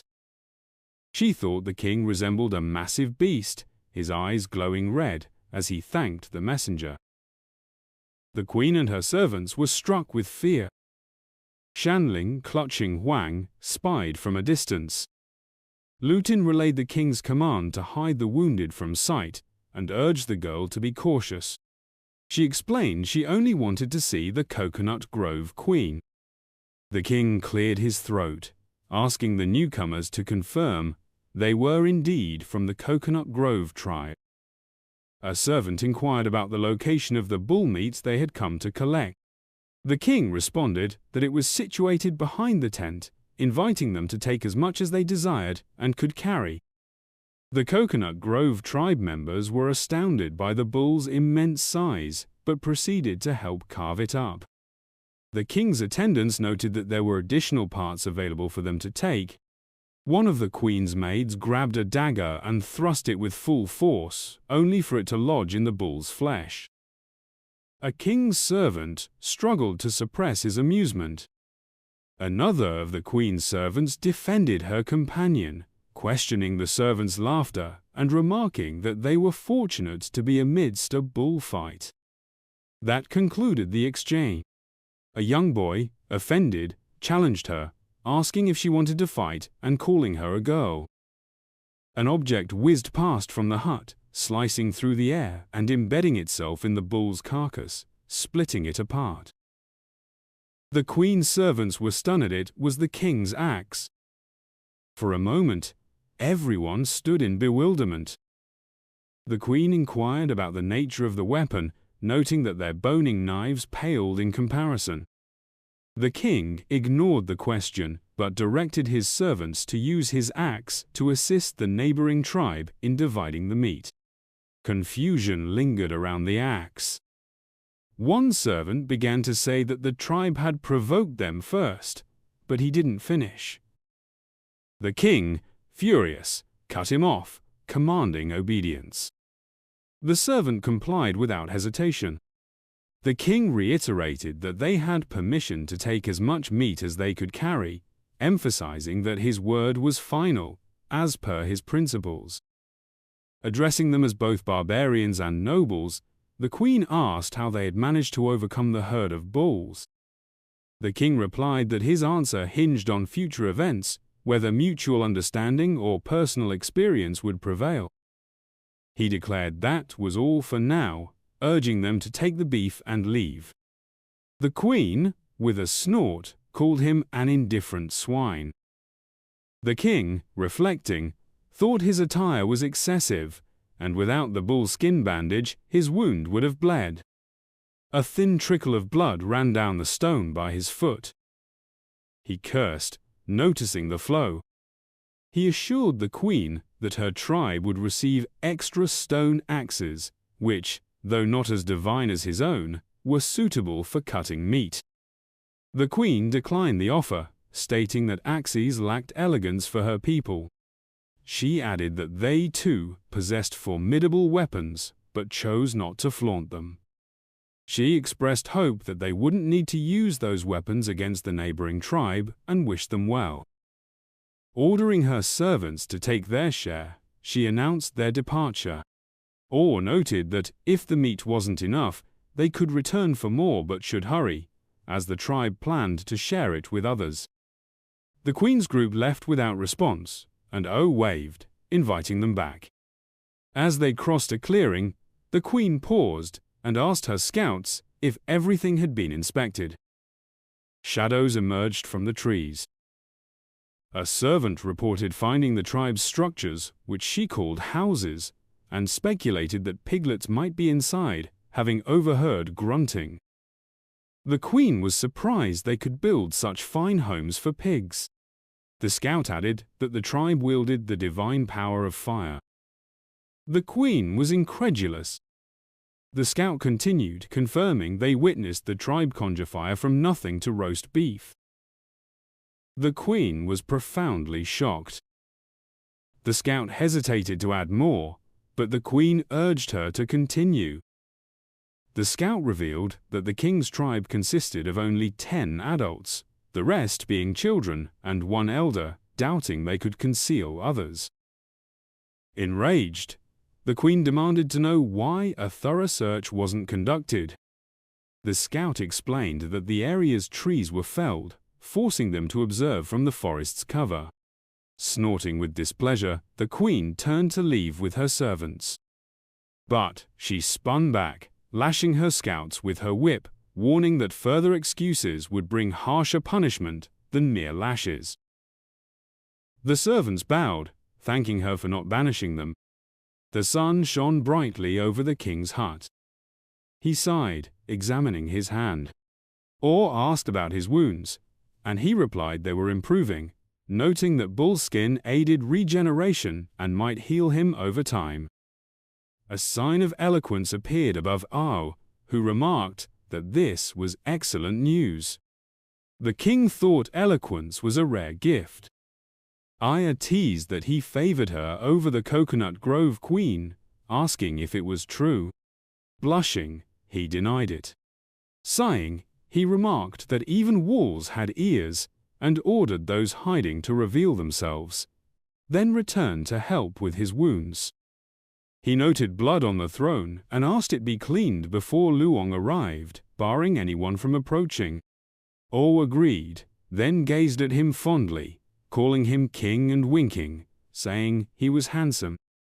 He coughed, turned away blushing, and said those were all his instructions. Zhong rushed up, exclaiming that the king was remarkable, as the Coconut Grove queen had indeed placed spies around their camp. He asked if they'd completed his task. Zhong confirmed they had seen what was intended and avoided what wasn't. Relieved, the king praised Zhong, who thanked him and said he'd help Shu build houses. The lad fled. All inquired of the king whether he truly believed the Coconut Grove tribe would agree to unite with them. He responded that it was premature to discuss it, as their strategy was only partially formed. He noted that once the tribe approached them again, they could proceed with the next phase of the plan. Chen Li, sprawled on his bed, could only dwell on his exhaustion. A task loomed before him, set to span 11 days.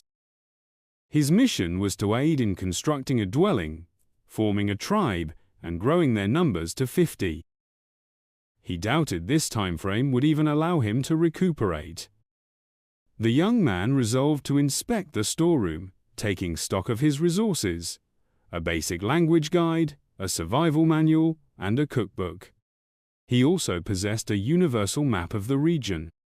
In his inventory, he found a sack of salt and a single healing potion, sufficient for just one person. Suddenly, a notification popped up, informing him that his battle axe had been upgraded. Confused, the lad didn't grasp what was happening, as his weapon had transformed into a panga axe.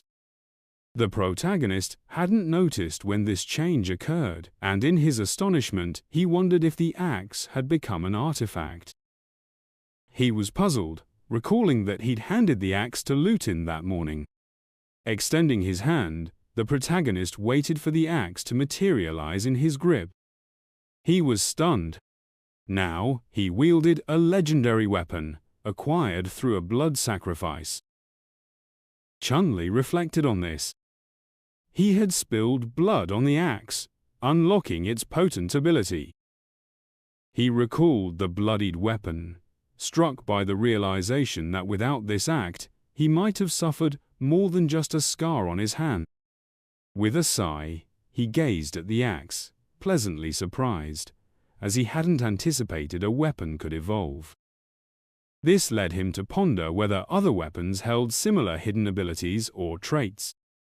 Setting the axe aside, he concluded that activation conditions were unpredictable.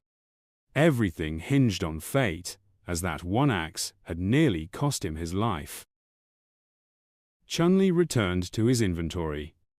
Only one potion remained, which he decided to reserve for a critical moment. Determined, the lad resolved to carry his axe and vanquish all nearby creatures. Visions of animals he'd need to slay flashed before him. He was resolute in bending all to his will. He recalled the people who had taken the meat, which should have sustained 30 people for 2 days. Sitting on the couch, deep in thought, he mused, "Time is short, so Sheng will need to work diligently." Near the hut stood Lutin, whom the protagonist summoned, instructing him to fetch Sheng for a covert task. Lu Tin agreed without hesitation to fulfill the command. He and Zhong navigated around the settlement to reach the protagonist's hut. As they approached Chun Li's home, Shang addressed the king. Kneeling, he saluted and announced his arrival. Looking at Xiong, the protagonist asked if he recalled the herd of black bulls they had driven off. Kneeling, Sung listened as his king tasked him with locating the bulls and reporting back within 2 days. The young hunter immediately set out to execute the order, turning and sprinting away. The protagonist settled back onto the sofa, reflecting on everyone's contributions over the past days. It dawned on him that he could craft small gifts for everyone during this time. Zhong pressed on with his search. The lad remained in the hut for 2 days, crafting gifts. Exhausted, he noted he had 9 days left to complete his task. Discarding the materials, he decided to rest for the day. He had created a stone spearhead, a bone whistle, and a drinking horn. Earning 3 technology points, he considered the gifts he'd made. He chose to give the bone whistle to Shiru as it would aid him in commanding battles or hunts. Then, he crafted stone spearheads to enhance the spear's lethality or boost victory chances by a few points. The final gift, he decided, would go to Xiong, believing he'd appreciate it. At that moment, Xiong rushed toward Chen Li as a shout rang out in the street, calling the protagonist with good news. The protagonist's spirits lifted. All entered his hut, overjoyed, announcing that their house was complete. Chun Li asked her to show him. Before they left, Ao suggested the king don a cloak, noting his poor health. The lad thanked her. The girl, eager to support her king for his tireless efforts, made him feel a touch embarrassed, and he thanked her again. Leaving the hut, they went to inspect the new house. The girl commanded the crowd to make way, announcing she had brought the king. Wolfbone turned around. Shu, spotting the protagonist, beamed with joy. He explained that they had built the house per Chun Li's instructions. Pointing to the structure, the man showed it off. At last, the king beheld the new hut in the settlement. Shiru was elated. He was curious to know if the king approved, though the king seemed less enthusiastic than the others.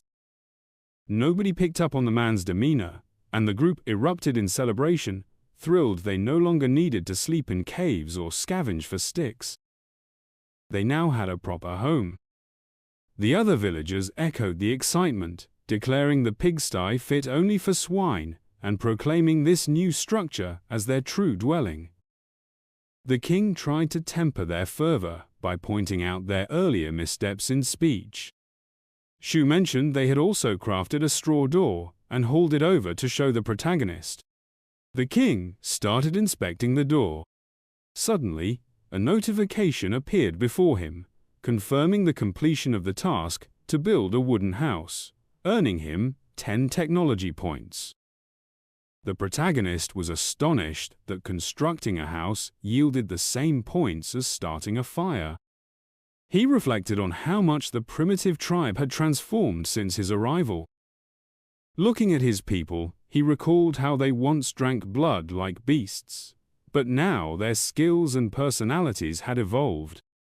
He pondered whether the system's influence was behind this change. Recalling Shugu's initial state, the protagonist concluded this was an acceleration of evolution. Observing the jubilant tribe, the king turned to O, instructing her to notify him immediately when the hunter Xiong returned. O didn't dare refuse. Standing beside the girl, the protagonist declared he was departing, ordering the others to keep building houses, as many would soon inhabit them. Abruptly, Xiong's voice rang out, announcing a discovery. The villagers turned to see Xiong leaping with joy, shouting that he had found bulls. Chun Li commended the panting hunter. Placing a hand on Xiong's shoulder, the king commanded him to follow to execute the next phase of the plan. He then addressed Shiru, who was still dancing with glee, assigning her a confidential task. Stepping aside, they sat on the ground before their king. Over the next few minutes, the protagonist outlined the plan to the group and asked if they had any questions. Shu expressed doubt about the plan's success, noting it was incomplete. Confident, Sheng assured he could complete the task when the time came and suggested bringing more men. Chen Li decided it was the perfect moment to distribute gifts. He handed a whistle to Shiru for leadership, and she thanked him warmly. Shiru immediately began whistling a tune. The king turned to Sheng, mentioning a gift awaited him too, but only after the task was done. Now entirely serious, the protagonist addressed the group, reminding them to act swiftly upon receiving the signal. Chen Li bid farewell to his followers, and Ain even waved goodbye. The protagonist, recognizing the challenging times, decided to assign tasks to the injured. He turned to Ao and Luther, first instructing the girl to deliver a message to Shaining and Huang, asking them to prepare a fire in front of the house, but not to light it. Or asked if this was for the guests soon to arrive, receiving a nod in confirmation. In that moment, the protagonist grew solemn and decided to check the bait set out days earlier. Meanwhile, Shu watched as a crowd approached their huts. She was stunned by their number. It was the Coconut Grove tribe. Panicked, she sprinted as fast as she could, ignoring the apples spilling from her basket, realizing trouble was brewing. Shu raced to the protagonist's hut, reporting the arrival of the Coconut Grove people. Inside the king's hut, Ao was tending to his healing wounds, though he still needed rest. Chen Li, lost in thought, savored the comfort of being cared for. He daydreamed about conquering the Coconut Grove tribe, picturing himself reclining on the lap of their queen with Ao nearby. Caught up in their reverie, they missed the knocking and shouts at the door, pleading for entry. Pleased that the plan was working, the protagonist asked Ao to invite them in. The girl stepped out to greet the Coconut Grove queen, complimenting her enhanced beauty since their last encounter. All welcomed her into the royal palace, where Chen Li awaited. The queen recalled their previous meeting, when the dwelling was merely straw and bull hide. Now, a wooden house stood before her. She marveled at how they achieved this. With a smirk, she asked if the king was too afraid to meet her himself. Smiling, the girl replied that this time they'd take more meat to avoid troubling her again. A crowd stood behind the Coconut Grove queen, eager to meet their friendly neighbors. She hoped their numbers didn't intimidate anyone. All laughed, saying the king had already ordered beef prepared for 40 people. Nearly chuckling in her face, the queen noted it seemed there were far more than 40 of them. The leader of the Coconut tribe grew furious, believing that since O cared deeply for her people, she could serve her. However, the girl stood her ground, declaring that she was loyal to the strength of her king. O gestured toward the beef, still resting in its original spot. She cautioned that if they couldn't carry it all, they'd have to consume it there, as per the king's command. With a grin, she added that if cutting the meat was troublesome, the warriors could handle it for them. The Coconut tribe's queen, however, rejected the offer. Turning to her followers with a fierce glare, she demanded to know if this was true, and her intimidated subordinates nodded in agreement.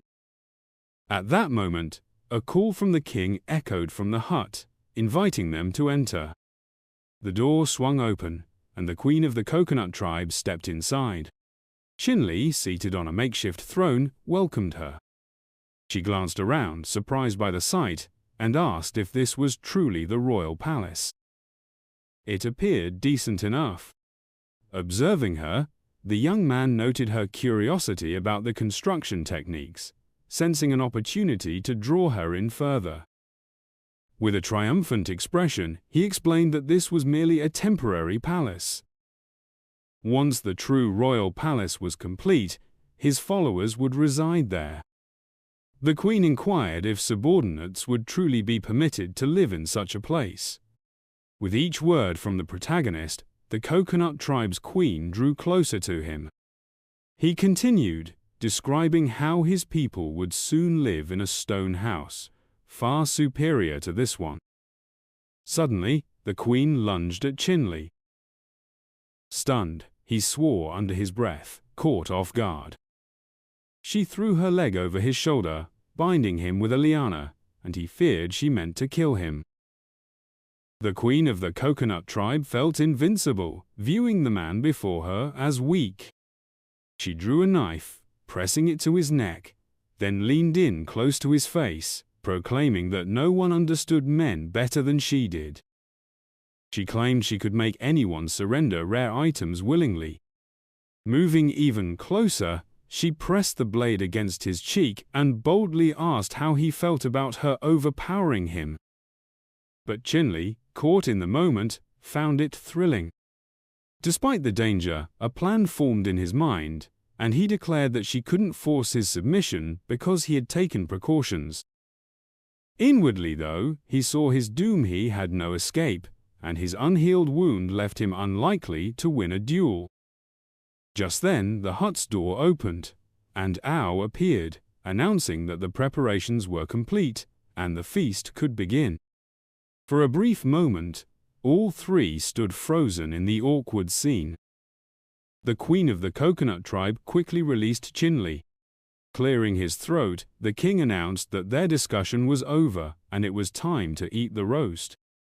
He rose, asking if the fire was ready, and received confirmation. The queen marveled at how he remained so composed after her threat, wondering if he was truly cautious or simply fearless. Her next thought was that the men in her tribe were weak by comparison. This one was different. They exited the hut together, greeted by a roaring fire, and the Coconut Tribe's women seated around it. The women called out to their queen, raving about the delicious food. Chen Li pulled salt from his belongings and asked Ao to share it with their tribe. Surprised, Ao called the salt a treasure that enhanced flavors, instructing them to sprinkle it lightly for a better taste. The women expressed their gratitude. The queen called to Ao, asking what it was, but Ao just chuckled, saying that if she was scared, she didn't have to eat it. The women around her shouted about how much tastier the food had become, leaving the queen disheartened. Watching her begin to eat the roast, Chen Li thought it might benefit Xiong and Shiru later. After tasting it, the queen of the Coconut Tribe savored its deliciousness. Meanwhile, deep in the forest under a high sun, Chen Li's followers were out hunting. Hidden behind bushes, they observed the bulls, and one warrior questioned whether they had more beef than they could eat. He didn't understand why they were hunting bulls, to which Sugu replied that this wasn't about hunting this time. He urged the warrior to follow orders, noting that the bulls were unsuspecting. Spotting smoke in the distance, Xiong announced that the king had sent a signal. Shu used the king's gift, whistling sharply. The followers charged into action, hurling spears with precision. The bulls bellowed in pain and collapsed. Some fled, and Shugu warned Xiong that they were heading his way. Xiong, perched in a tree, reassured Shugu that he'd already spotted the leader running at the front. With a spear in hand, the hunter leaped, striking the bull's leader perfectly. The beast howled in agony. Xiong, sitting atop it, celebrated his success, declaring the bull his. In the vast forest on a sunny day, fearsome creatures thundered through, their loud stomping and eerie cries echoing. Xiong clung tightly to one's back, urging the beast not to fear as it could achieve what was planned. He called it a feeble attempt, noting that even the herd's former leader was mere prey to humans. The beast resisted fiercely, roaring loudly. Through binoculars, Ain saw the animals fall and cursed, noting the herd was moving east. Shiru, concealed in the bushes, confirmed he had already signaled. Observing the wild creatures, Shiru, grasping a whistle, started to produce sharp sounds. As they kept running, the animals caught the piercing whistle and veered toward it. Confused about the situation, Xiong yelled that they were heading the wrong way. He shouted at the beast, blaming it for taking the incorrect path. Amid the beast's thunderous bellow, the hunter attempted to halt the creature and realized he could ride a horse. The beast charged at astonishing speed through the vast forest toward the waterfall, bellowing loudly. A massive fire blazed in the forest's heart. Thanks to it, the people cooked heaps of meat, and the green-haired girl, anxious about her waistline, worried she'd gain weight from the feast, yet the food was too tasty to resist. Those sitting nearby, gorging on meat, demanded more. Chen Li, standing by the fire, gazed into the distance. Watching the forest and soaring birds, a thought sparked in his mind that something was about to happen soon. Positioned near the girls eating meat, he kept pondering. One girl turned to the queen, pointing out a man from the camp sprinting from the forest. Out of breath, this girl shouted for the queen to notice her. Rushing close to the queen seated near the tents, she cried out that danger had struck. Suddenly, she stumbled. With a piercing scream, the subordinate collapsed at the queen's feet. The queen eyed the girl skeptically and asked what caused such frantic panic. Tears streaming, the girl loudly repeated that a mob of men and bulls had stormed their land, causing chaos, and those left at the camp couldn't hold them back. Fury ignited the leader's face. The girls beside the queen moved toward the settlement as she roared that the animals would pay dearly, and the settlers were baffled, having never provoked the bulls. The queen kept glaring with fiery eyes, and the girls, confused about the events, questioned her since things looked grim. Meanwhile, havoc erupted in the forest as the bulls charged through, attacking people, felling trees, and villagers screamed, fleeing from crazed beasts. A massive bull pushed through the underbrush toward two girls perched in trees poised to strike. They were ordered to climb higher and use slingshots to target the bull. With slingshots prepared, the girls began firing stones from the trees. Realizing the slingshots were ineffective against the beast's tough hide, they decided hand-to-hand combat was their only option to save their sisters. Shouting curses at the beast, the girls leaped onto the massive creature from opposite sides. Fighting for the queen, they attacked the boar. But the enormous monster was unfazed by the girls. It flung them in different directions, sending them crashing into separate corners. One girl suddenly hit the ground. The boar, with a savage roar, charged at the girl, who shielded herself with her arm to survive. As the boar reached her, extending its hoof, she braced herself to avoid death. Blood spilled. The stunned sisters stood screaming, unable to believe what happened. The dazed girl beneath the boar glanced back, confused about why the animal halted. The villagers shouted as they saw the queen, who had saved the camp's resident from the beast's deadly paws, preventing her death. The queen yelled at the raging bull that she wouldn't let her people be harmed, and declared herself the animal's greatest foe. Using her lasso, she hurled the bull aside. It crashed to the ground with a thunderous roar. Bellowing fiercely, the bull's eyes glowed red with boundless fury. The bull readied itself to leap, settling into a striking stance. The queen and the bull charged at each other in a fierce attack. Swinging her lasso, the queen slowed her pace. She let out a piercing scream, coming to a complete halt. The girl stumbled and fell, but a pair of hands caught her, saving her from hitting the ground. Coughing up blood, she murmured that she's in pain, still cradled in the man's arms. Looking up, she meets the concerned gaze of a man who asks about her condition, but she, still coughing, insists she's okay. Gently setting the queen on the ground, the man urges her to rest and leave the situation to him and his aides who arrived with him. The stunned girl struggles to comprehend why the herd went wild and ended up here. The man cautions her to stay vigilant. Swearing under his breath, Chen Li declares the immediate danger has passed. Facing the bull, he mutters that they completely overlooked caution.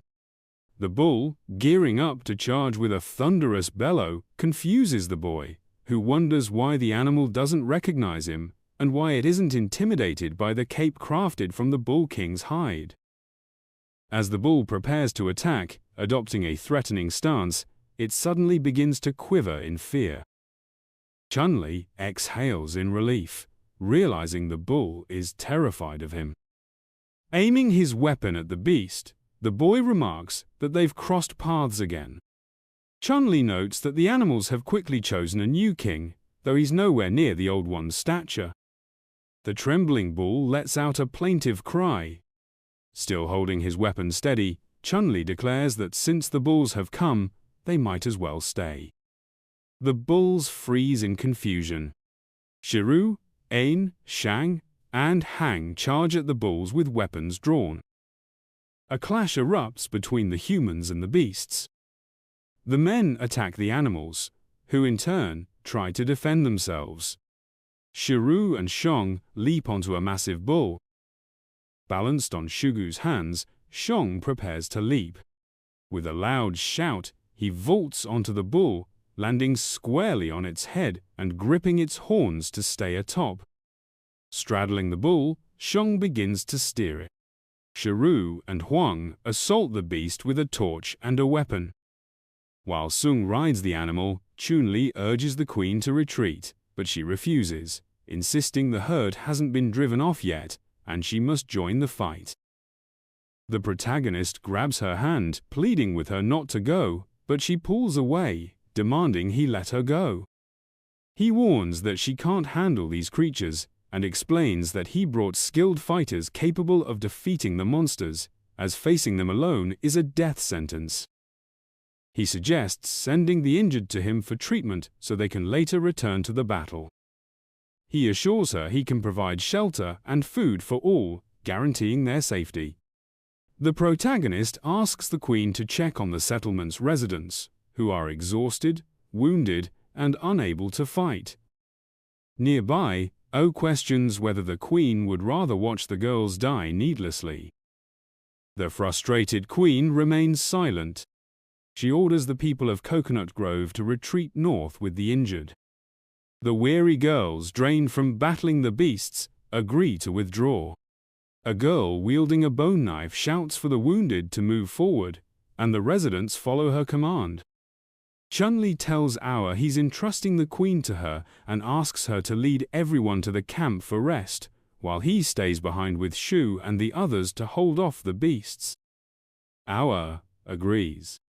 She urges them to stay safe and begins retreating with the queen.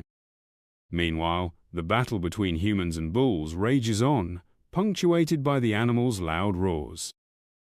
The fight intensifies, with the men wielding weapons skillfully. A villager rallies them to muster their courage and slay all the monsters. Shu turns to her, warning that a group of beasts is closing in, and if the girls are scared, they should retreat with the others. Ignoring him, the settlers charge into battle, leaving an exasperated man behind. Unfazed by this development, Chen Li tells Sugu the girls are incredibly brave, and the men must keep up. Sugu agrees with a hearty shout. Humans and beasts collide with ferocious speed. The battle persists until dusk, when the girls who had gone ahead reach the spot where Shu greets them. She expresses relief and a touch of joy at their return, quickly asking about the king's whereabouts. A somber A explains that the king stayed with Shu, and many injured people arrived with them, needing rest. Shu, pointing to the tents, directs the girls to settle there, as there's ample space. Gratitude flickers in her mind for their endurance and the hastily built shelters. Shu instructs the uninjured to follow her for water and food, to which the girls express thanks and agree to go. Awa leads the queen to a hut, urging her to stay, assuring her safety in this place. The queen nods in agreement. Awa adds that she'll look after the others and asks Her Majesty not to worry. The mournful queen expressed heartfelt gratitude to Awa for her kindness. The young woman gently shut the makeshift door of the queen's temporary dwelling and let out a serene breath. All reflected that, on the whole, things were progressing smoothly. She recalled standing before Chen Li, who was perched on a pile of hay. The boy explained that the core of their strategy was to exert minimal effort to accomplish their objective, to subdue the Coconut Grove tribe. He mentioned that, having just endured a grueling battle, their group could not withstand further strain. Oh let out a soft laugh, her mind briefly noting that, as anticipated, the king's plan was flawless in every aspect, with only a small portion remaining.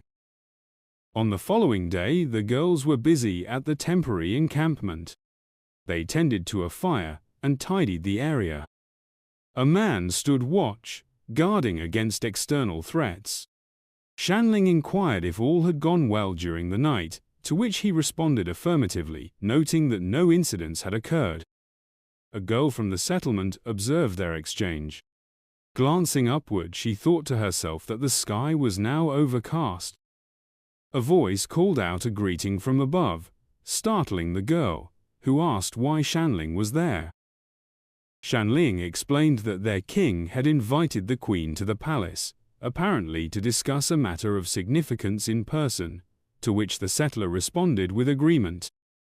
At the center of the camp stood a large structure crafted from wood and straw. Inside, Chen Li sat upon a throne.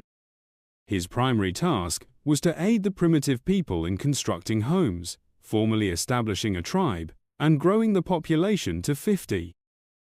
He had only 8 days to achieve this.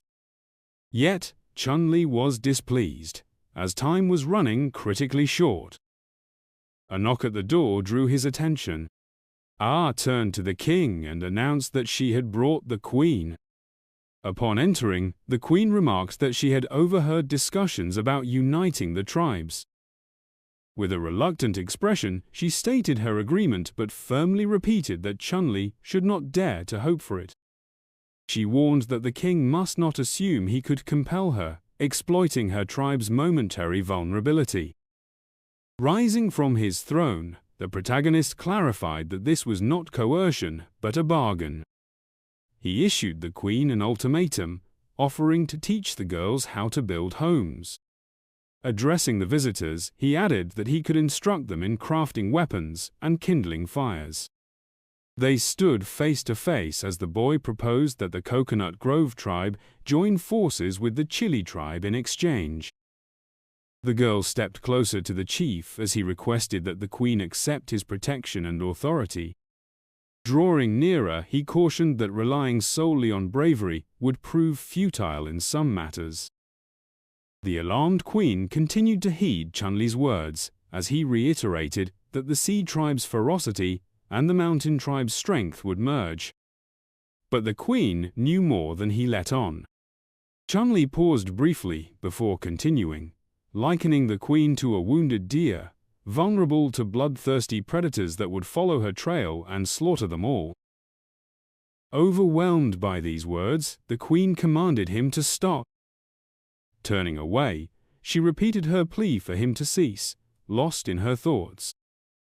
She declared that the matter was not so simple she could not force her people to accept a stranger's rule. She added that she might agree, but only if a battle took place, and only then could her people be persuaded. Without pausing, she challenged whether Chen Li would accept this condition. With a grin spreading across his face, the boy chuckled and ultimately consented. Outside the house, the queen and Chen Li gathered the villagers to share the announcement.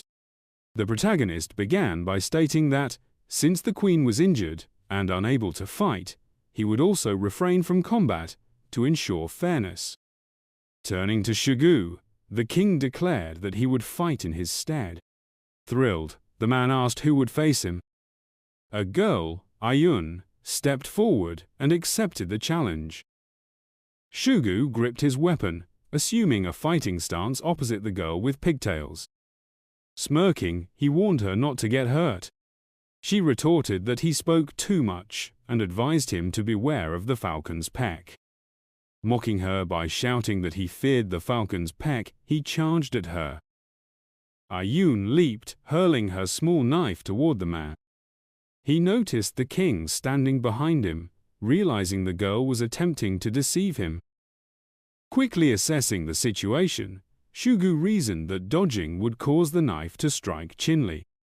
He deflected the blade with his axe, which shattered against his massive weapon. A second strike hit the protective helmet on Shugu's head. Roaring that it was over and wishing for death, the man lunged at the girl, swinging his axe. Ayun crouched, brandishing her small knife. She outmaneuvered Shugu, leaping up and striking him just below the eye, where his helmet offered no protection. Shugu protested that someone had attacked him, declaring the fight unfair. Holding her knife forward, Ayun pointed it directly at Chen Li's face. She aimed the weapon directly at Chen Li's face. Ayun lunged at the king with a blade. He stood frozen, unable to react to the assault. Ain, perched on the hut's roof, spoke on his behalf. The king stared forward with a grim expression. The queen remained composed and resolute. The girl lay gravely injured, blood gushing from her wound. She collapsed onto her back, unconscious. One of the tribeswomen raised a clenched fist, and the other tribesmen encircled her, accusing the king of luring them into a trap with a deceitful scheme. Neither the king nor the queen responded to their accusations. Both tribes stood poised for battle. The queen's attendants sought permission to eliminate their foes. One of the king's guards shielded the woman with his body. All called out to the king in a plaintive tone, seeking his support. Sweat beaded on his forehead. He cursed, as murder was not part of his intentions, suggesting someone aimed to spark a conflict. It was unclear whether this was the queen's command or an act of defiance.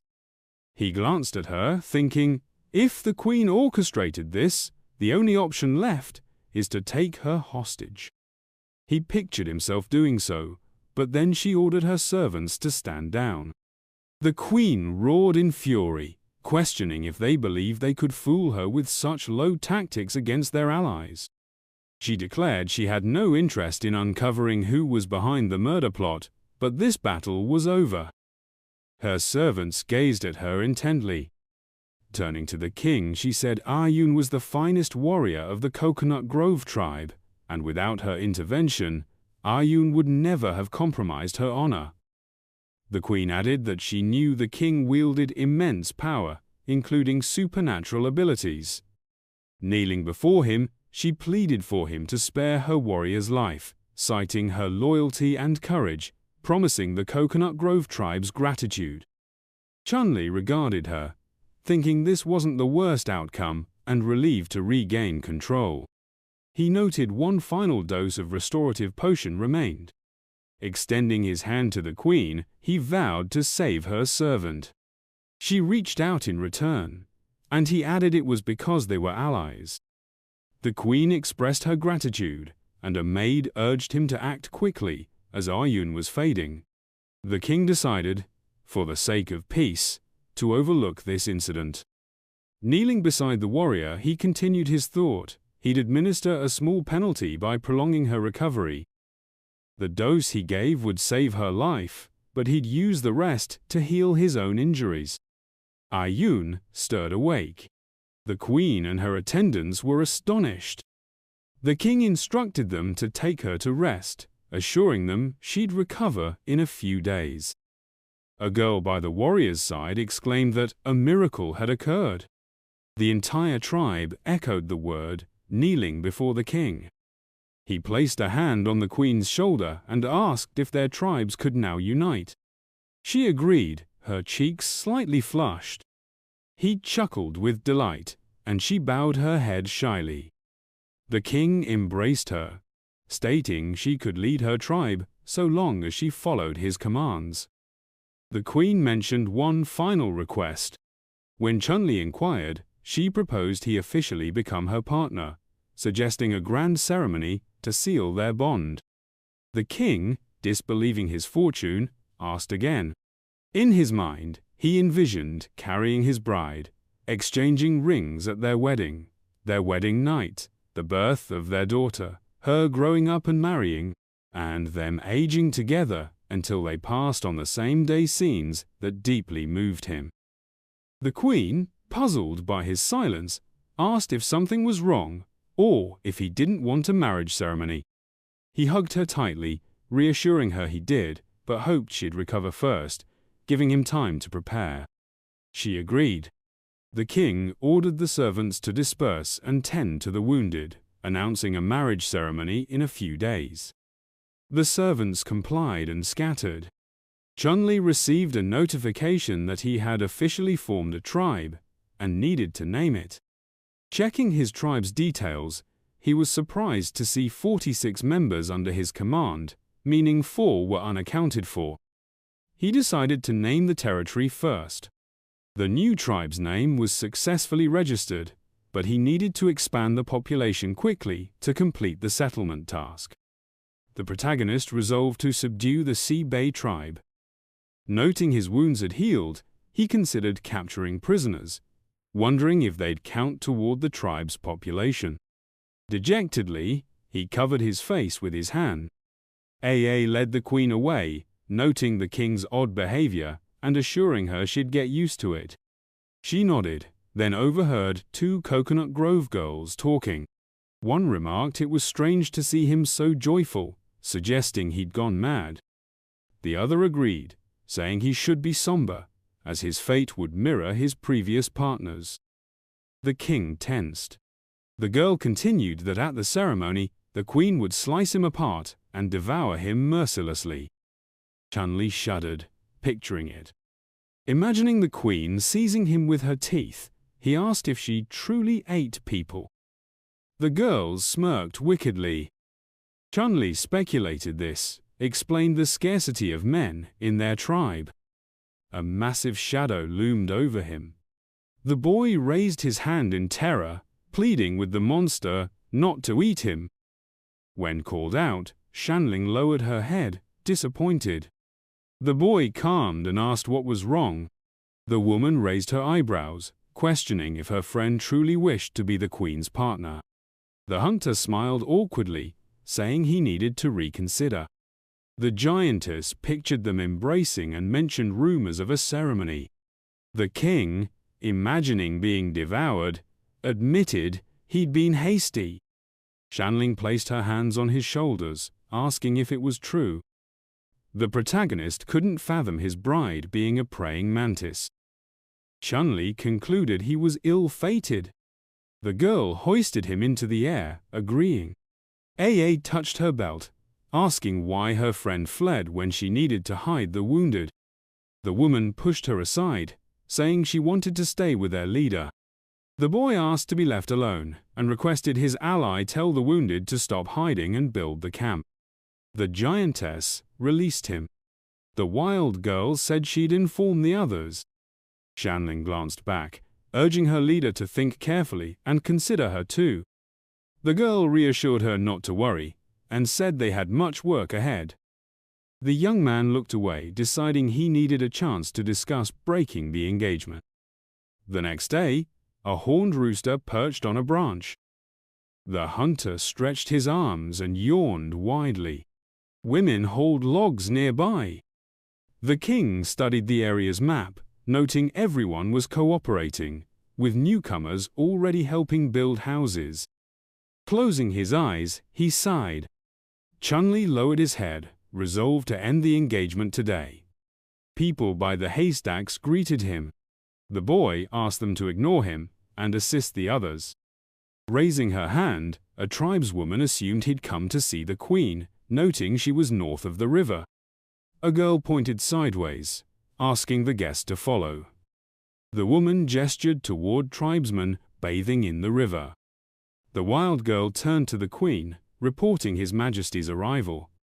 The bride asked her to leave them alone. The tribeswoman hurried off. The queen greeted the boy from the river, placing her hands on the bank, and asked if he had urgent business. The boy raised his hand, explaining he'd come to check her wounds. The woman narrowed her eyes, saying she just needed a few days' rest, as her injuries weren't severe. Licking her lips, the queen asked if she should come ashore, assuming her guest wanted to taste something. The hunter raised his hands, insisting it wasn't necessary. Closing his eyes, the king recalled he didn't know her name. The bride smiled, sensing his thoughts, and lowered her ears. Xiaolan touched her cheek and introduced herself. Chen Li frowned, asking her name again. She explained her predecessor gave her the name, but since her exile, no one used it.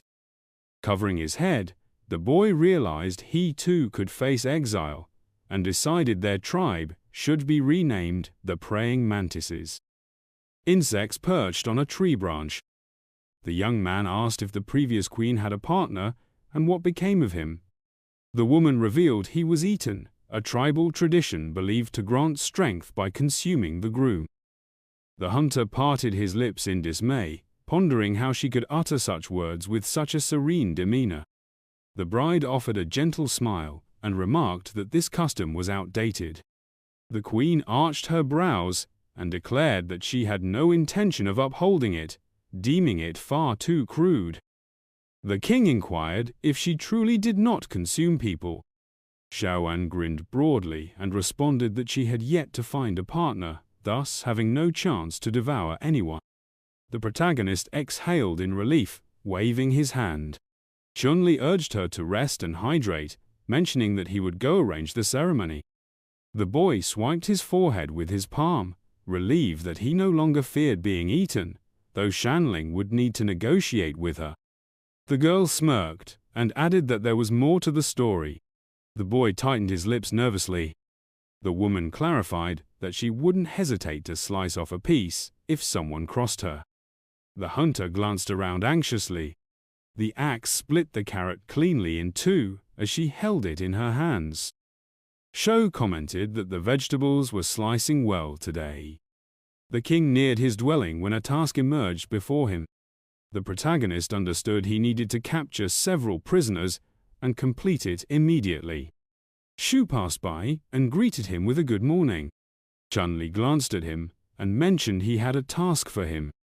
Frowning, the boy explained he had to step away briefly and asked his comrade to oversee the tribe's work organization, instructing him to find him at the South Sea if an emergency arose. The bright sun blazed over the beach, where fishermen corpses lay scattered on the ground. Perched on a branch, the young man wondered what had transpired. The hunter glanced sideways and realized the Sea Bay tribe had been decimated, with dead monsters strewn across the shore. The king observed them from the tree's height. Birds circled the monsters, one lifting a wing to boast how she had single-handedly defeated them. The protagonist nudged her with a kick and told her to leave. The birds scattered. Chen Li realized even they were asserting dominance, and decided the area was safe for now. The boy placed his hand on a fisherman's wound, noting the battle was recent since the bodies were still warm and odorless. Their hands bore sharp claws. The young man recognized he needed to be cautious, as the wounds resembled scratches from those claws. The hunter withdrew his hand, wondering if a feud had occurred. He rose to his feet, deciding it would be wise to find survivors and bring them to the tribe. The king looked down tensely. On the shore lay a dead monster, unmarked by wounds, its face contorted, suggesting a painful death. The monster rested waist-deep in water, its arm entangled in seaweed. The protagonist pondered whether the water people could drown in the sea. Chen Li crouched and questioned what had truly happened. He turned back upon hearing a scream. Zhang dashed to the shore, and the boy asked what was wrong. The boy raised his hands, reporting that a group of frenzied Seabay tribe members had attacked them. The hunter clenched his teeth, realizing they needed to return immediately. He leapt up and sprinted forward at full speed. Warriors emerged to defend the tribe as fishermen rose from the river. Shu lifted his hand, urging his comrades to conserve energy and prepare for combat. The monsters advanced, unfazed by the spears piercing them. Ain, perched on a branch, asked what had happened to them, noting their apparent immunity to pain. The monsters extended their claws, and the fighters raised their weapons. The man ordered them not to let the enemy drag them into the water, where only death awaited. The fishmen dropped to all fours and charged. The tribesmen hurled projectiles, knocking the monsters down. The hunters joined the fray, seizing the opportunity. A warrior gritted his teeth and reported that the queen had arrived to assist. Xian approached, asking what was happening. Observing the advancing monsters, the girl questioned if they were from the southern shore and remarked on their bizarre state. Sugar glanced back, suggesting they were mad to come from the shore and attack. The fishmen bared their fangs and hissed. The fighters guarding the village entrance resolved to stay vigilant. The monsters charged again, roaring a battle cry. The tribesmen grouped together to fend off the enemy. The monsters lunged, and the battle erupted. The woman bound one opponent and asked if he could speak. The bride frowned, realizing something was amiss since they couldn't communicate. A dust cloud enveloped her. The queen shouted, demanding to know what they were doing. A fishman leapt at her from behind, its pupils narrowed and eyes bloodshot. The monster raised its hand to strike. The protagonist jumped in front of her, shielding his betrothed. Waves of light energy surged around him. Chen Li scowled fiercely, demanding how the enemy dared attack his woman. The young man gritted his teeth angrily, urging her to leave. He parried the enemy's strike, breathing heavily. The monster halted before him. The hunter couldn't fathom how he withstood the blow, given his 3 points of strength. A fishman attacked from behind. The king spun around, eyes wide. The tribesmen swiftly pierced their opponents with spears. Ain frowned sternly, calling the enemies to fight. Lutin narrowed his eyes in contempt, warning them not to harm their leader. Holding an axe, the protagonist praised their fine work. The warriors continued battling the monsters. Chen Li decided to leave it to them, glancing back to ask Shawang for assistance. A monster struck its palm. The youth urged focus. The opponents exchanged fierce glares. The hunter declared he didn't want interruptions until a victor emerged. The battle raged on. The king grasped his axe, expressing regret for what befell their tribe. Frowning, he added that it wasn't their doing and questioned if they had targeted the wrong group for revenge. The brute dodged his strike. The protagonist noticed they had lost the ability to communicate after another attack. The fishman fell, but one quickly rose and turned. Chen Li noted its impressive muscle strength, reaction, sharp claws, and teeth. The young man narrowed his eyes sternly, realizing he was outmatched despite his superior strength. Facing the enemy, he decided against using Pangu's axe's destructive power, reserving it for dire necessity. The monster charged. The hunter knew he couldn't lose focus. The brute sank its teeth into his hand, its wild eyes gleaming. The king's pupils shrank from intense pain. He shook off the enemy, freeing himself. The protagonist swung his axe and stepped back. The fishman clenched a piece of his cloak in its teeth. Chen Li was grateful for his thick bull king skin, which protected him. Teeth marks marred his arm, and he realized the fangs could have torn it off otherwise. The monster stuck out its tongue and growled, a black veil covering its eyes. It spread the webbing between its fingers, a vortex of energy swirling around it. The brute lunged sharply. The young man ducked to evade. The fisherman chewed his cloak.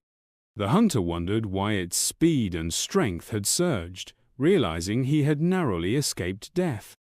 He turned, asking why the monster no longer attacked. The monsters retreated to the water. The king was furious that one took part of his cloak. The tribesmen glared at their foe. Several fishmen surrounded Shay. The protagonist questioned their numbers. The injured man held spears. Chen Li frowned, connecting the events. A red haze filled the air. The monsters used the scent of blood to track targets, becoming more savage and driven by instinct. The boy imagined bloodthirsty sharks pursuing a wounded seal. He smeared mud on the wound, planning to exploit this trait. Exyong raised his stick, asking how he could assist. The hunter placed a hand on his shoulder, requesting 3 piglets. The boy scratched his head, asking if they weren't meant for food. The king stepped forward, insisting he follow orders. He looked away, thinking the enemies would pay for making him sacrifice 3 piglets. The protagonist approached Xiaolong, urging the wounded to leave quickly. The tribesmen brought the pigs to the battlefield. Chen Li pointed to the river, ordering the pigs sent there. The frightened animals bolted. The boy waved at Ain in the tree, who swiftly threw spears, pinning the piglets to the sand. The fisherman paused. One blocked the path to the pigs. The monsters in the water turned, baring their teeth and screaming. They charged, ignoring the boy. The fishermen loomed over the wounded animals. The hunter urged his comrades to act. The king frowned sternly, ordering spear tips coated with anesthetic and aimed at vital points. He narrowed his eyes as Ain shouted something was wrong. The monsters clutched their throats, breathing heavily, and collapsed, groaning. The protagonist asked his comrade if he poisoned the piglets. Xiang denied it. Foam spilled from the monsters' mouths. Chen Li spread his arms, warning his comrades not to approach, suspecting a ruse. The boy looked down tensely, questioning the scene. The unconscious fishmen lay on the sand, caged. Xiaowan ordered her subordinates to stay vigilant and punish any prisoners who acted out.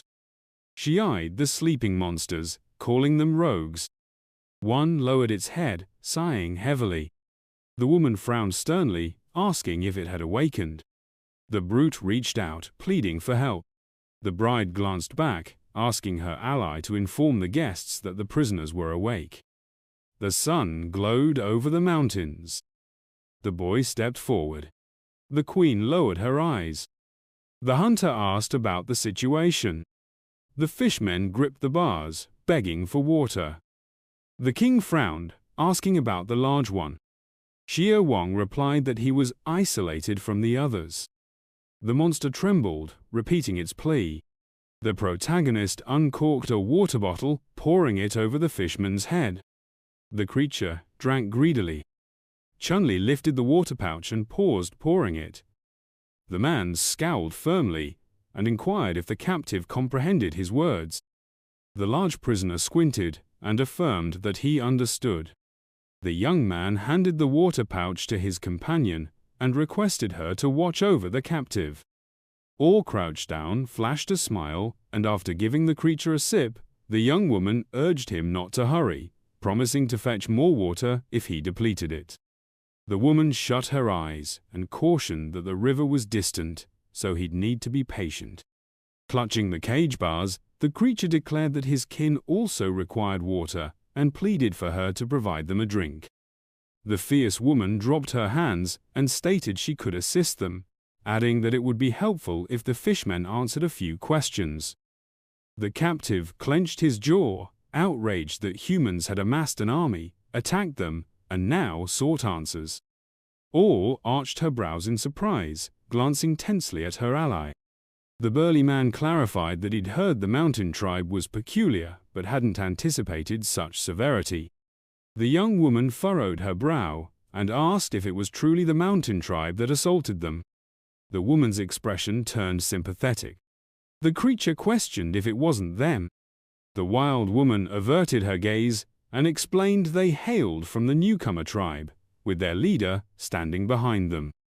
The creature's eyes widened, admitting he'd never heard of them. The fishman bowed his head and suggested the mountain folk might have betrayed them completely. All shut her eyes and retorted that wasn't true at all. Raising her index finger, the young woman elaborated that the Seabay tribe had encroached on their land, and they had no ties with the mountain people. The woman recounted how the creatures had surfaced from the water, noting they'd lost the ability to communicate like beasts, necessitating their temporary confinement. The captive's jaw dropped, declaring this was unthinkable. The brute bared his fangs and asked if he'd forgotten everything. The fierce girl widened her eyes and urged him to share his account of events. Frowning, Echvu introduced himself, explaining they dwelt near the coast. In his recollection, the creatures were fishing. The creature raised a hand, reporting that Chinyu and Huabi were brawling again. The leader smirked, remarking that scuffles among youths build bonds. The fishman struck his comrade's face. A small creature darted to the leader, whining that they'd stolen his bird. Grabbing the child's head, the large man said he needed to learn to fight, explaining that no one would dare take his possessions if he instilled fear. The child pointed aside, stating those weren't his kind, his expression darkening menacingly. Mountain tribe members stood on the shore. The creature turned and demanded why they'd come. A man raised his hand, but the stranger lowered it, commanding his warriors to slay the creatures. The fighters charged toward the water, roaring furiously. The creature gritted his teeth, questioning if the mountain tribe had truly attacked.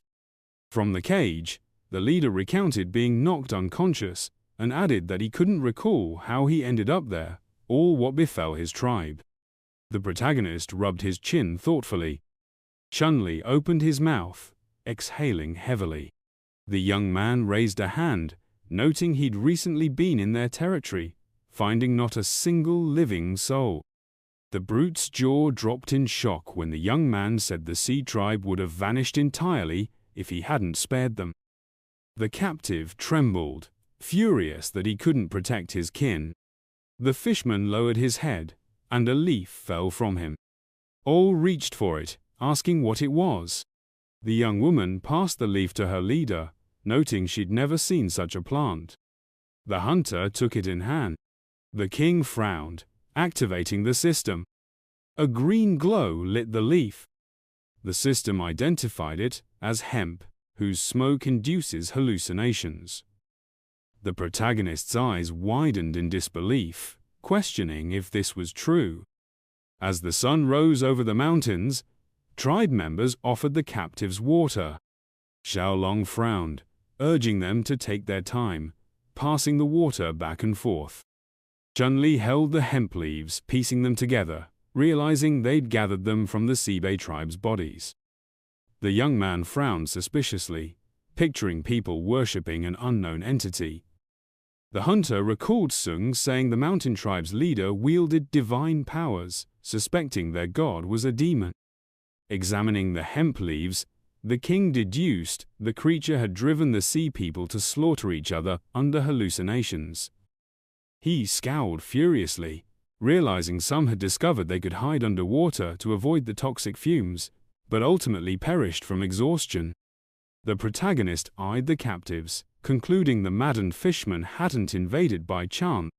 The creatures whispered plans in the cage. Chen Li surmised it was a mountain tribe scheme to pit the amphibians against them until both sides were decimated. The young man imagined a man trying to seize him, deciding the villain aimed to destroy the newcomer tribe. Looking at Hu, the young man realized they couldn't underestimate the mountain people, who'd turned him into a puppet. A red system window appeared before him. Studying the status window, the hunter determined 3 strength points wouldn't suffice and decided to bolster it before true danger arose. The king gazed at the captive, concluding the rookie tribe remained too weak. The fisherman lamented not spotting the villain sooner.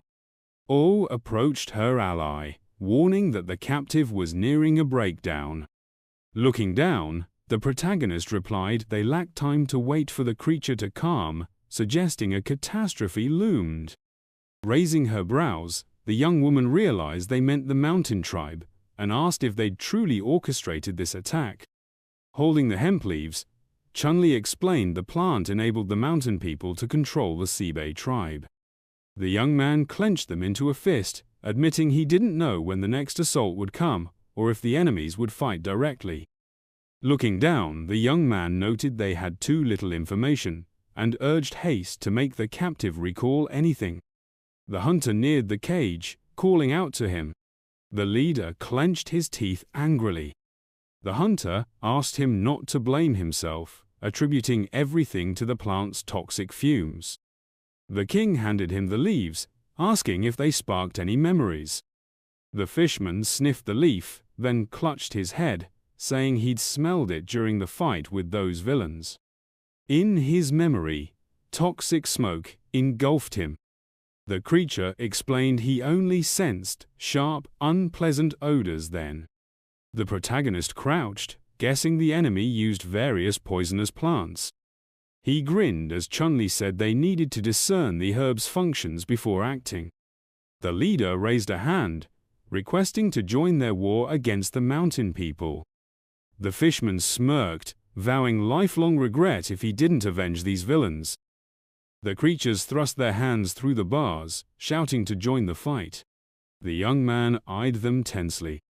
The creatures swore to do anything for vengeance. The young man frowned, noting he only needed 4 for the mission. The captive raised a hand, explaining their keen sense of smell could track the toxic herbs.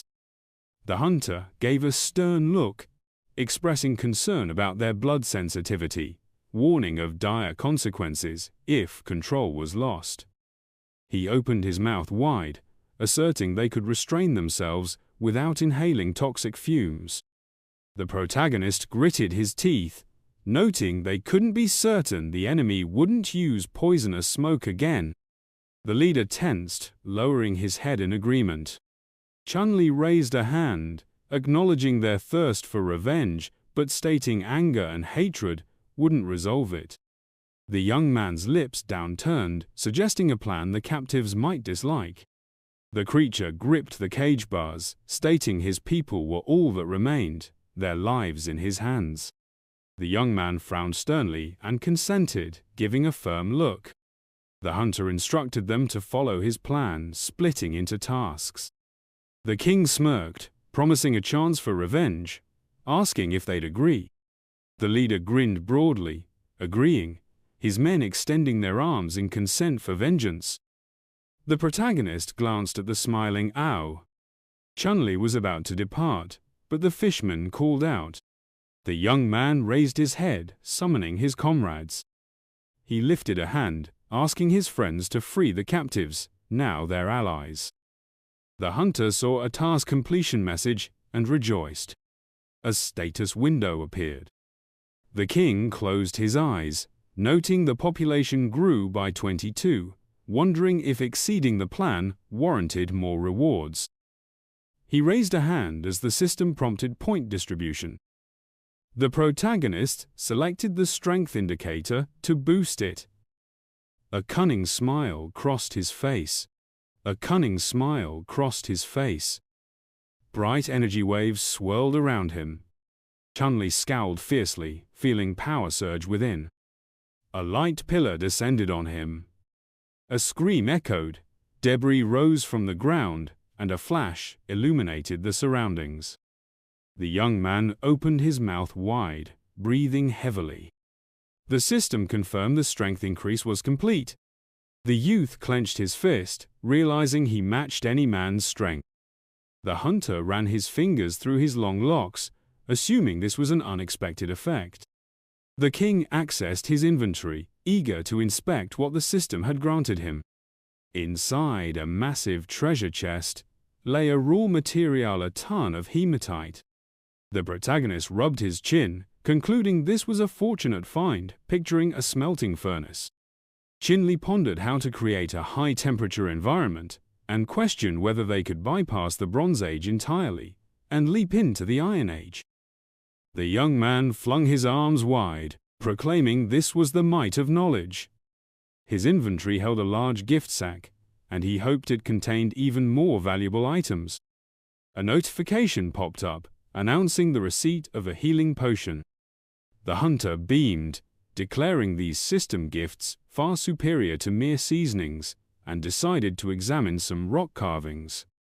A massive boulder crashed to the ground, etched with petroglyphs. The system revealed that it contained information about cultural artifacts attainable through devoted worship. The king furrowed his brow, curious about what kind of cultural items these could be. The protagonist grinned and spent 10 technology points to unlock the inheritance archetype. A dazzling light erupted from the stone. Chen Li frowned, puzzled, as the system congratulated him on gaining a sense of shame. The boy studied the boulder, deciding this marked a pivotal step in cultural evolution. The young man shut his eyes, realizing there was no longer a need to fret over men and women bathing together, and he thought about ensuring no one saw Xia Wang bathing. The rock shattered into fragments, and the hunter resolved to press forward. Fishmen stood behind him, and the king understood it was time to strategize against the mountain tribe's threat. Suddenly, Ao dashed toward him. The king glanced at her and asked what was wrong. The girl raised her hand, noting that her friend had grown taller, stronger, and his hair had lengthened. The protagonist chuckled, attributing it to puberty. The woman stood on her toes, and Chen Li inquired why she sought him. The wild woman gazed at him and asked if she should negotiate with the mountain tribe to clear up the misunderstanding. The boy frowned, explaining it wasn't a misunderstanding, they were intent on destruction. Glancing at his hand, the young man called them their toughest foes yet, noting they'd manipulated the sea tribe to their advantage. Ao clutched his arm and asked what they should do. Observing the fishmen, the hunter replied that they must erect high walls and stockpile supplies, emphasizing not to provoke enemies without thorough preparation. The king placed his hands on his hips, declaring they should remain hidden and await their moment for vengeance. The girl admitted she didn't fully grasp his plan. She raised her eyebrows, asking what to do with the tribe's newcomers. The protagonist smiled, suggesting they divide into 3 groups. Some to build homes, others to gather food, and the rest to craft traps. The wild girl threw her arms out, asking what traps were and their purpose. Chen Li looked at her, explaining that traps could safeguard their territory. The boy recalled the monster attacks on his tribe, vowing not to endure that again.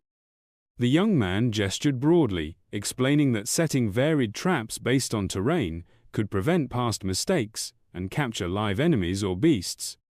Frowning, the hunter promised to detail trap-making later, assigning an urgent task to his friend. A fire blazed in the tribe's territory. The king stressed the need for a long-term food supply due to the population surge. Animal carcasses lay near a structure. The protagonist declared that uneaten beef mustn't go to waste and decided to teach his tribesmen to make dried meat. As the sun set, people processed meat, hanging it on branches. Watching them, Chen Li noted the newcomers quickly adapted, mastering the drying technique. Sharu approached, announcing his return. Noticing his lengthened hair, the man grinned, calling it a miracle, and assigned him an important task. The young man crouched, sketching semicircles, instructing his comrade to place traps in the surrounding mountains discreetly. The king furrowed his brow confidently, vowing to teach him personally. The warrior scratched his chin thoughtfully. The protagonist emphasized that remembering trap locations was more critical than making them. The fighter's eyes widened, finding the task unappealing. Chen Li struck him with a stick, explaining he was chosen because of trust. The boy frowned, stressing the task's secrecy, known only to them. Drawing arrows, the young man directed his tribesmen to set traps in shifts across different areas, ensuring no one knew all trap locations in one region. The hunter looked up, warning that a traitor could spell disaster. Luton gripped a spear. The king instructed that once traps were set, his friend must report their locations in person. Erasing the ground drawing, the protagonist clenched his fist, urging his comrade to memorize locations without sketching. Shiru frowned, promising to prove his trustworthiness despite the challenge. Chen Li smiled, nodding, placing a hand on his shoulder, and told him to rest, as work would begin at night. The heroes neared the main structure, where a stone with petroglyphs appeared nearby. The young man decided to leave it for his tribesmen to study, realizing their learning depended on their nature. The hunter told his comrade to rest, opened the door, and asked the guard to wake him for urgent matters. In the room's corner stood a throne of monster fangs. The king collapsed onto the bed, grumbling about exhaustion.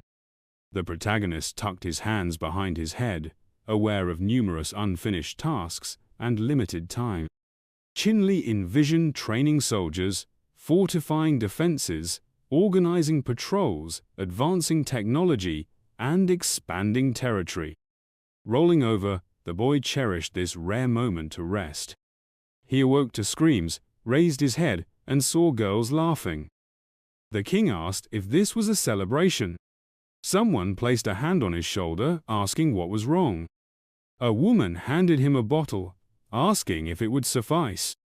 Holding the beer, the protagonist agreed it would do, and asked who they were. Xia, assuming he'd overindulged, watched as her friends introduced themselves with wide smiles. Chen Li realized he'd returned from time travel, free from fear, and asked the heroines to play music.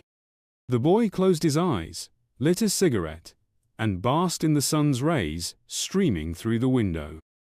He slept, embracing his girlfriend. She rose, insisting it was time for work. The hunter groaned, saying he couldn't continue. The woman countered that he was mistaken.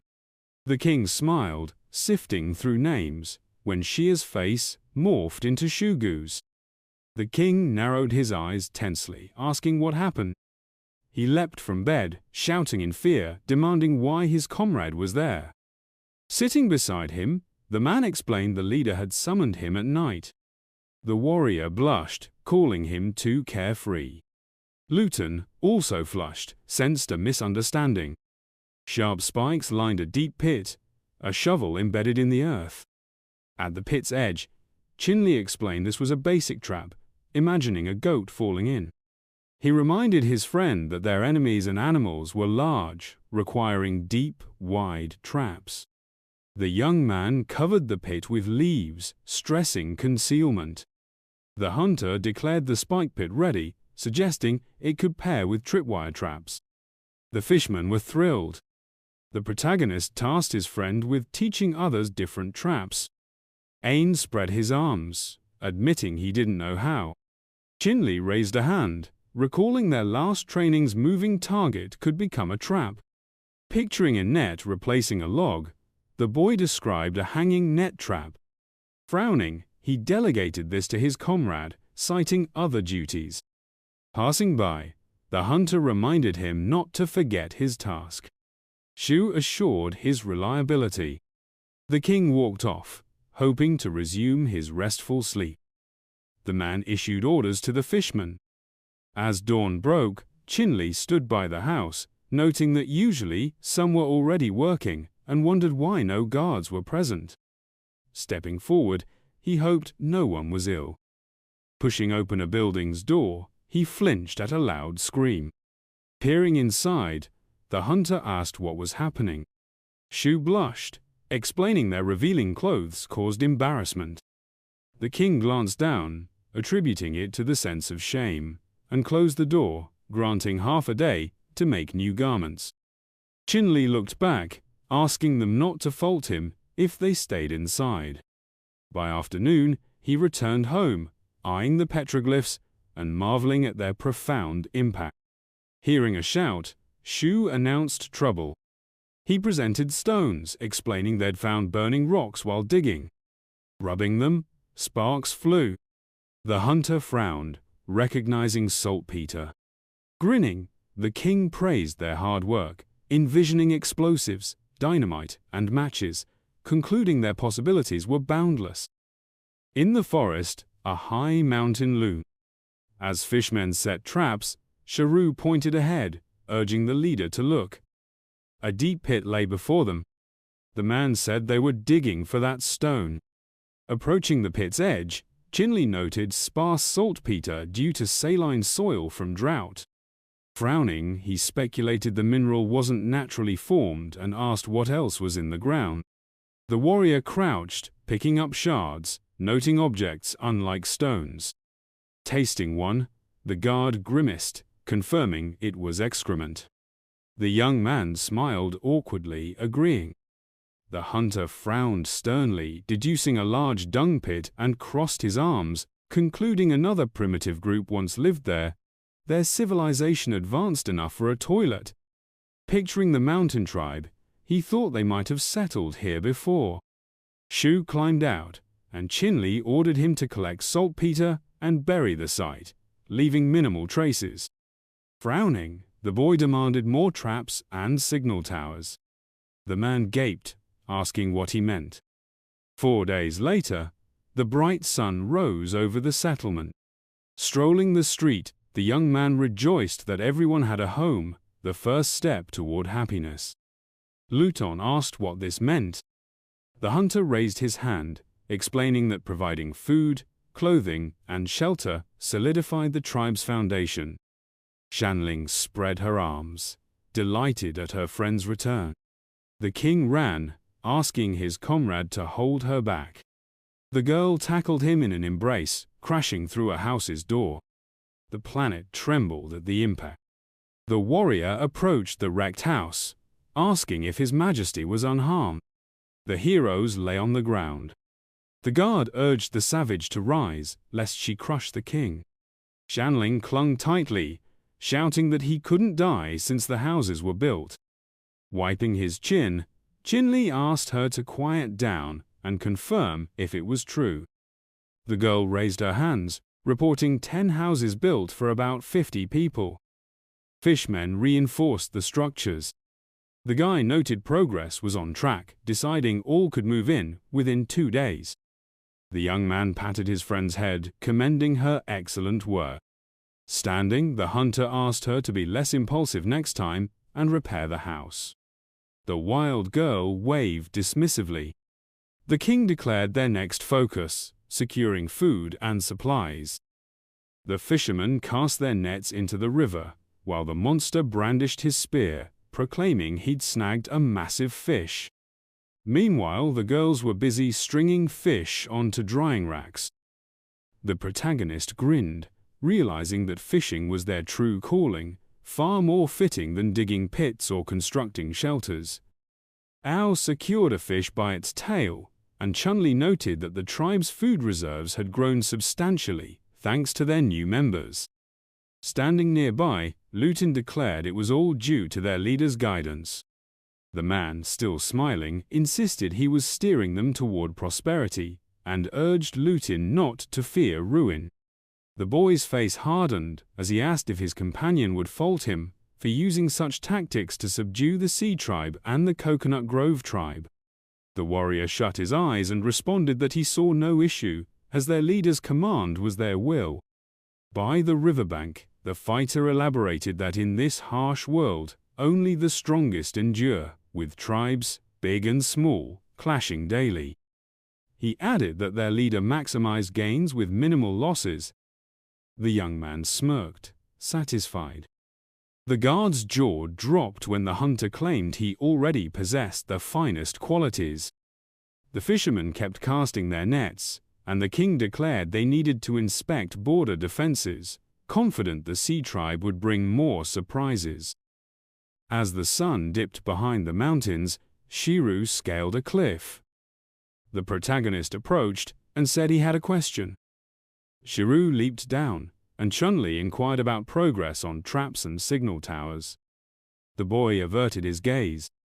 The man reported that, per his orders, signal towers had been erected in 3 directions: south, west, and north.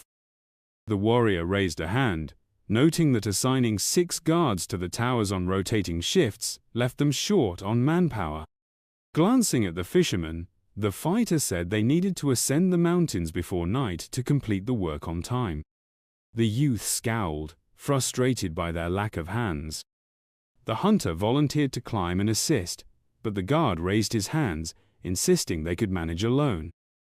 The king narrowed his eyes, stressing that every moment was critical during this tense period, leaving no room for hesitation.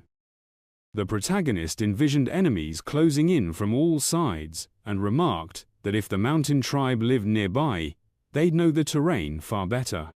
Chen Li rubbed his chin, realizing they needed a strategy in case foes exploited their unpreparedness with a massive surprise attack.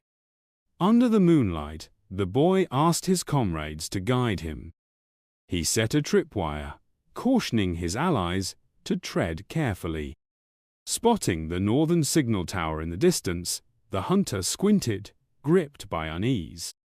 The king tightened the rope, dismissing it as his imagination. But a scream made the protagonist tense, and Chen Li whipped around, realizing it came from the south, where smoke rose from the signal tower. The boy leaped up, shouting that the southern tower was under attack. With a fierce scowl, he ordered his men to rally everyone. The full moon glowed as the hunter surged forward, sprinting through the forest. The king slowed, calculating he'd need 5 minutes to reach the southern mountain, even knowing every trap's location and with 2 agility points. Gritting his teeth, he prayed nothing catastrophic would happen in those 5 minutes. At the mountain's peak, a fire blazed. Ain wielded 2 spears, frowning. The boy noticed a trap had sprung alarmingly close to their tribe, wondering if enemies had penetrated so deeply. Leaping down, the warrior considered that others might have seen the fire and were converging to attack. He sprang into the air to investigate, landing nimbly. The bushes rustled, and Ain froze, deducing an ambush. He hurled his spear into the foliage, remarking that stealth required silence. A gaping hole appeared in the bushes, and a spear flew out. The boy parried it with his stick as an unseen figure lunged from above. The warrior raised his weapon, teeth clenched. The attacker's axe halted mid-air. The protagonist lowered his weapon, demanding why His Majesty was there. Turning, Chen Li said there was no time to explain and asked where the trap lay. The guard pointed ahead, crouching, and said their meeting was fortunate, volunteering to lead. Ain raised his spear, but the young man told him to wait for those taking the safe path and guide them. Cupping his mouth, the boy shouted that the enemy might not be alone and urged caution. The hunter advanced toward the bushes, moonlight bathing the valley. Someone dangled in a trap, suspended in the air. The king hid behind a tree, frowning, sensing no other presence and doubting it was an animal. The stranger kicked their legs, and Chen Li noted they weren't calling for help, questioning if the enemy was truly alone. Sighing, he stepped out, grabbing an axe. His eyes widened, Shaolan hung in the trap. The hunter asked what she was doing there, blushing as he noted she should be recovering from wounds. The girl glowered, demanding how long he'd keep staring. Closing his eyes, the king chuckled, saying such a sight was rare. She threatened to end him. The protagonist grabbed her foot, teasing it with a puff of air, making it quiver. Touching her foot, he prompted her to close her eyes and sigh. Shaolan, furious, demanded release. Hearing voices, the young man turned. She gritted her teeth, vowing to kill anyone who saw her like this. The hunter promised to free her, untying the ropes and shouting for his comrades to stay back, warning of danger. From behind the bushes, Shiru frowned, asking if they should rush to save their leader. Ain, judging by the voice, agreed something perilous was afoot. The boys' brows furrowed, suggesting their leader was hiding something personal, noting women often avoided them during private moments like bathing. The warrior's eyes widened, observing subtle changes in everyone. Xiaolan leaped to the ground, and Chen Li shut his eyes, realizing he'd forgotten to inform the tribe about traps and safe paths. The queen looked down, admitting she didn't expect her friend to know such clever tricks. Under the tree, the boy confessed his oversight and asked why she was there at night. Xiaolan turned, explaining she'd overheard 2 sea tribe members. In her memory, a fisherman told his companion it'd be wonderful to return to the beach for fish, shrimp, and shellfish. The monster raised his hands, saying better food would boost their energy. The boy narrowed his eyes, guessing the salt in the food was key. A girl watched the monsters, and one mentioned jackals blocking the beach path. The woman told her companion she wanted to find a safe route.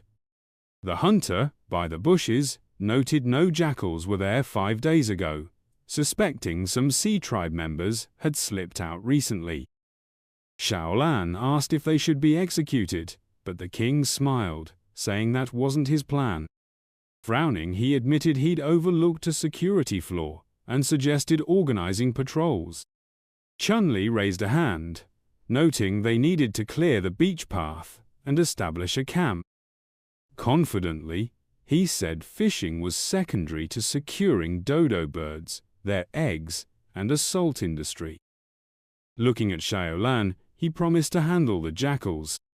She offered to assist with patrols and covert missions, urging him to strategize against the jackals and expand territory. The hunter grinned, asking if she worried for him. Xiaolan brushed him off, telling him not to flatter himself. They approached the bushes, and she expressed concern about splitting forces to guard 2 territories. The king placed his hands on her shoulders. She reminded him the beach was once attacked by the mountain tribe. Leaning in, he said they'd visited days ago, so it should be safe. Showing a map, Chen Li explained that the mountain tribe, their camp, and the beach formed a triangle, enabling mutual support through shared information and resources. As poisonous smoke felled people, he noted living together made them vulnerable to poison. Xiaolan, confused, spread her arms and agreed to follow his plan. Behind a bush, Shugu asked when their leader would finish. Under the full moon, the group trekked through the forest. The leader raised a hand, asking if his brother was certain about jackals on the path. The fisherman frowned, saying he saw them 2 days ago, so they were nearby. As they neared the bushes, a hyena leaped out, baring its fangs. The beast lunged at the monster, but the tribe leader struck it with a fist, sending it crashing into a tree, snapping it in half. Hook bared his teeth, growling. More dogs emerged, and Luton urged caution. The young man grinned, telling him not to worry. The leader cracked his knuckles, suggesting he take the left, while the fisherman landed a heavy blow, claiming the right. A hyena fell, and the hunter called it trivial. 2 beasts pounced, but the monsters shielded their leader, dispatching the dogs. The king lowered his gaze, opting not to fight, seeing it as a chance to train recruits. A predator attacked from behind, but he seized its throat, eyes narrowed. The hyena hissed, and Chen Li declared its misfortune in crossing him. Howls echoed under the moonlit forest as the remaining animals fled. The monster tossed the dead dog down, grumbling about boredom. The boy urged them onward, pointing to their former home. The heroes reached the seashore, nearing a cliff. The hunter smiled, deeming it perfect for a fortress, outlining its layout near the cliff, with a signal tower atop and a salt drying area nearby. He promised to teach the method, assigning people to help with a 4-day deadline. The boy sighed, feeling like a contractor inspecting a site, recalling carrying bricks himself. He asked his comrade to light a fire and signal the camp if needed. Hook clenched his fists, assuring him all was fine. 3 days later, under a cloudy sky, the king tested a new bow, finding the oxen rubber band effective but hard to wield, and the wood too weak, needing a substitute. Someone announced Xiang's return, and Chen Li beckoned him. Inside the house, the young man asked if there were northern tribes to ally with. Xiang raised a hand, saying he'd traveled north for over a day, but found no traces. He described a lake in the forest with a strange large creature shrouded in fog that sank before he could see it clearly. He turned back at a snow-capped mountain, wary of venturing further. The hunter praised him, surprised his fear stemmed from the mountain, not the creature. The guard asked if the king had heard of it. Ao pressed against him, admitting her fear. The protagonist asked what terrified her. She clarified it wasn't the mountain, but those beyond it. Imagining a giant, Chen Li took her hand, urging calm. Xiang admitted his legs trembled at the thought. A side quest appeared in the system window, and the hunter frowned, surprised that merely seeing the giant offered 1 stat point, compared to 2 for banishing a saber-toothed tiger. Scratching his chin, he figured observing the giant from afar wasn't too risky, and considered subjugating the giant's civilized tribe for powerful allies. Chen Li gazed at his companions, realizing they had to tread carefully since the giants could easily crush them. Grinning, the young man declared he couldn't abandon this mission to his team, and urged the warrior to rest well and attend the feast. The scout moved toward the exit, bidding farewell. Ao, with a sad frown, called him a coward. The young man firmly denied the accusation. The warrior toyed with a snake. The hunter noted that his heightened sense of danger, far superior to most, made him acutely aware of certain things, but allowed him to roam the outside world freely.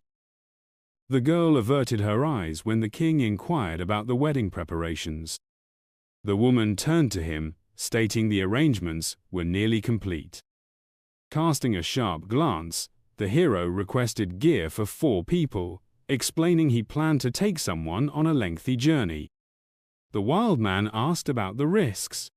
Chen Li, smiling, said he merely wished to scout the nearby lands, and complimented the fine garments.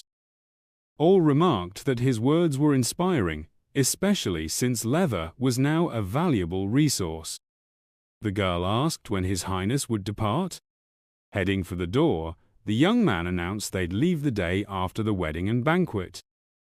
2 days later, clouds drifted over the settlement. The youth trained with a shield in hand. The hunter lowered it, noting the hardwood and oxhide interior paired well. The king set the shield down, realizing his 2 days of hard work had paid off. Inspecting the weapons, he ensured everyone would receive new ones soon. A knock came at the door, and the hero invited the guest in. A woman entered, urging him to dress as everything was ready outside. Chen Li thanked her. The sun shone on the building as Shu and Ain scattered petals before their comrade, offering congratulations. The young man raised his brows confidently, a smile spreading across his face. The petal path led to the bride. Stepping forward, he recalled that in his past life, he'd have toiled endlessly.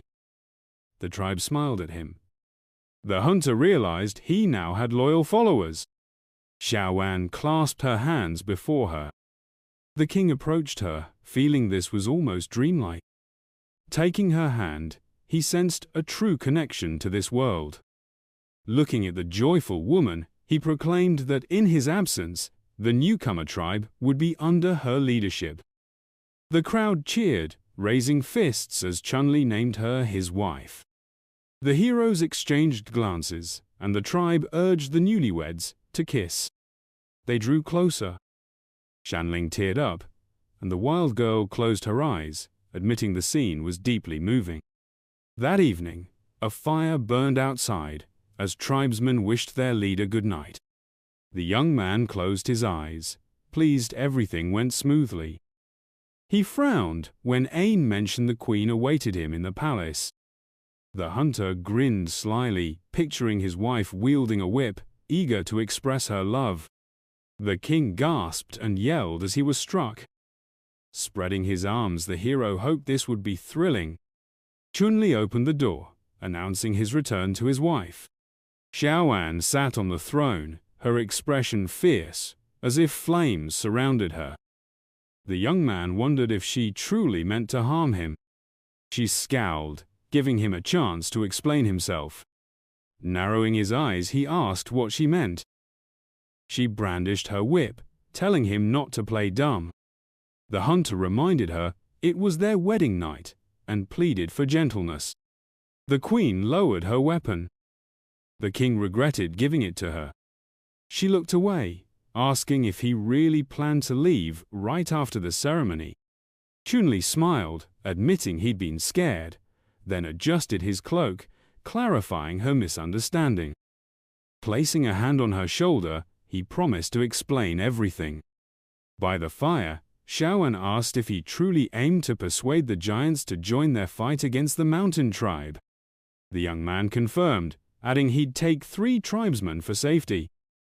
The hunter frowned, warning that the trip's true purpose must stay secret.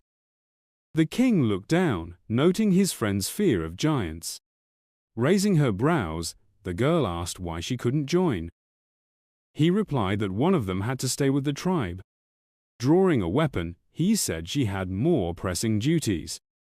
A confident smile crossed his face as she asked what they were. Handing her a sling, Chen Li promised to teach her its use, envisioning a person wielding it and explaining he needed a trained squad. The heroes trekked through the forest. The young man placed his hands on his hips, declaring his companions reliable. Feeling a disapproving stare, the hunter glanced back. The girl quickly looked away. The king imagined her attacking him with a knife, fearing her intent. Earlier, he'd grabbed his wife's shin, asking why her legs were so soft. The queen told him to stop. Xiaoan frowned, suggesting he pick someone from the Sea Tribe and Coconut Grove for the journey. Looking away, Chen Li chose Hugh to test his combat skills and assigned Shiru to temporarily oversee the beach fortress. Frowning sternly, he noted this would prevent trouble from new tribe members in his absence. From the throne, the girl declared Ayun must go with him. Narrowing her eyes, she warned it wasn't a request. Rising, the queen explained Ayun was the strongest and bravest, adding she'd feel better with her along. Grabbing his cheeks, she told him not to worry about past events. The young man frowned, thinking he wasn't concerned. The hunter glanced back, hoping Ayun would save him if trouble arose. The boy approached, sensing they were being watched. Bushes rustled behind them. The warrior dismissed it as imagination. Smiling, the king realized it wasn't imagined and asked if he knew about the lake ahead. The hero confirmed, saying Xiong had told him everything. The leader touched his chest, certain their comrade had seen the monster. 2 red eyes glowed under the water. The fishman frowned, recalling how, as a child, he saw the creature swallow a leopard whole. Holding a water skin, the amphibian said he was too young to fear it, and would fight it if given the chance. The chief drank, and Chen Li marveled at his luck in encountering the beast. Ain shivered, but the boy said he didn't care who they met, eager to face someone strong. He looked away when the young man expressed a desire to meet a giant. The warrior crossed his arms, advising against such hopes. Leaning in, the hunter asked if giants truly existed. The warrior looked down, explaining that before meeting him, their tribe had over 30 members. On a rock, People danced around a fire until a giant parted the trees, attacking the settlement. The beast devoured its inhabitants. Ain said they were too weak to resist. The monster's jaws swallowed people whole. The boy's eyes widened, saying survivors would never forget that horrific sight. The king frowned, understanding why Xiang and others trembled at the mention of giants. Holding a plant, Hiyu warned his comrades not to eat it due to its harmful effects. The hero leaned toward yellow berries on a bush. The system flagged them as poisonous. The leader scratched his nose, and Chen Li chuckled at the chance to try the plant. Looking down, the boy admitted these lands were unfamiliar, hoping for no surprises. The young man smiled, eager to explore everything. System windows popped up, describing plants. The hunter darted between bushes, identifying medicinal ones. The king frowned, spotting a familiar plant. His eyes gleamed as sunlight hit the millet. The hero tossed an ear of corn into the air, thrilled to find grain. A side mission window appeared. Raising a finger, Chen Li declared they'd enter a farming era, learning to make food and medicine with clay. Sitting by the grass, he decided to return later since it wasn't ripe. Suspicious, the young man felt a chill. The hunter scanned the area, realizing it wasn't his hostile companion. Ain pointed ahead. The king frowned sternly. Nearby grew reamy bushes, useful for ropes, fabric, and paper. Smiling, the hero praised his friend's find, suggesting they gather the grass on their return to diversify their tribe's clothing. The boy pointed, clarifying he didn't mean the plants. Chen Li froze, looking forward. Something rustled under the trees. An angry hyena emerged, followed by its kin. The boy guessed they'd been tracked for a while. The young man drew an axe, deciding the animals sought revenge. The dogs bared their teeth, growling. The hunter raised his weapon, vowing to eliminate the threat entirely. The group charged. Two predators lunged at Hugh. The leader grabbed their throats. The fisherman grinned, noting they'd come willingly. The amphibian slammed the beasts together. Iron stabbed one with a dagger. More hyenas attacked her, her eyes widening as they collided mid-air. The leader shook his hands, calling it impressive, and smiled, telling his comrade not to thank him. The predators fled, disappointing the leader. The king rallied his team to pursue and finish them. Imagining the beasts running, he ordered no escapes. The animals glanced back as Chen Li leaped over a fallen tree, shouting they wouldn't get away. Frowning, he realized continuing the chase with 2 agility points was unwise. Hearing a scream, he turned, asking what happened. Vines lifted the woman upside down. Looking up, the hero questioned what was happening. A giant flower opened its bud. The system warned it could destroy the environment and fed on animals. Chen Li frowned, realizing this differed from his primitive world knowledge. Ayun pulled her legs up, demanding the flower release her. She dropped her knife, which melted in the plant's liquid. The woman scowled.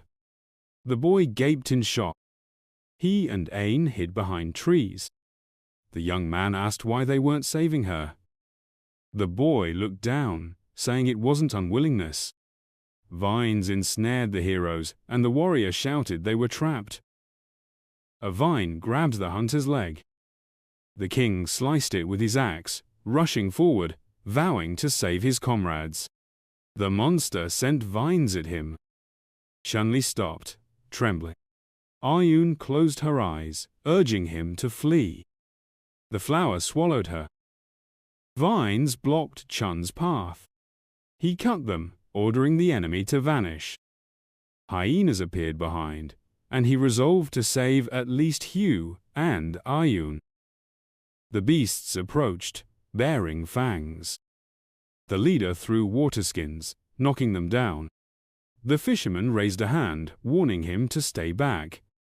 The hunter frowned, hearing the animals had planned it.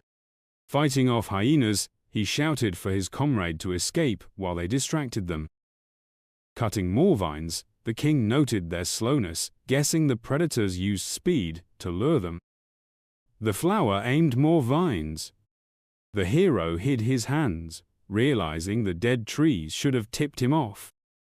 Chen Li smiled, deciding to take a risk. Swinging his axe, he felt helpless. Grabbing a stone, he threw it at a tree, striking sparks between it and his weapon. The king realized anything could burn. Grinning, he wished his foes to ashes. Chen Li charged, swinging the flaming axe. The flower spat humoral fluid, and Ayun fell with it. The boy lifted her, asking if she was okay, urging haste as Hugh and Ain were still in danger. She looked down, and he promised clothes later. The heroes fled the burning field. The king shot a fire arrow at a tree, concluding the hyenas were no longer a threat. Seeing water ahead, he gritted his teeth, urging his friends to dive into the lake to survive. A hyena pounced on the woman. The boy warned her, leaping to save her. Ayun grabbed his hand. The hunter threw off his cloak, which the beast tore. The predator's red eyes flashed, growling. The king glared fiercely. The cloak ripped apart. Chen Li fell, clenching his teeth, struggling to hold back the frenzied beast. He snarled and shouted at him. Chen Li shoved the beast away. The boy turned his head and urged his companions to hurry and leave before the flames reached them. Frowning intensely, the young man noticed the hyena was weakening and chose to exhaust it before the fire spread further. Suddenly, an arrow struck the predator's neck. The dead animal collapsed instantly. The hunter scanned his surroundings warily. A girl stood holding a bow in her hands. The woman looked up, startled, when the king asked if she truly knew how to wield a bow. Standing up, the warrior explained she had learned by observing the leader and admitted she lacked the strength to continue the journey. The protagonist grasped her hand and asked what they were discussing. Chen Li, with a resolute frown, told his companion to hold on tightly. The boy hoisted her onto his back and declared they would escape together. The heroes dashed through the blaze. Ain yelled that time was running out. The trees around them were consumed by flames. Perched on his back, the boy asked if he could switch places with the leader. The leader glanced back and said he still had the strength to toss him into the lake. The warrior pleaded with him not to. The young man pressed forward, breathing heavily. The girl clung to him and confessed she had planned to seize the moment to kill him for real. The woman raised her brows and asked if he had truly orchestrated the attack of the black bulls. The hunter scowled fiercely and asked why she suspected him. The warrior shot him a stern look and said she knew he wouldn't admit it. In her memory, monsters had assaulted the settlement. Ion explained that some were already injured, and their weapons couldn't pierce the bulls' thick hides.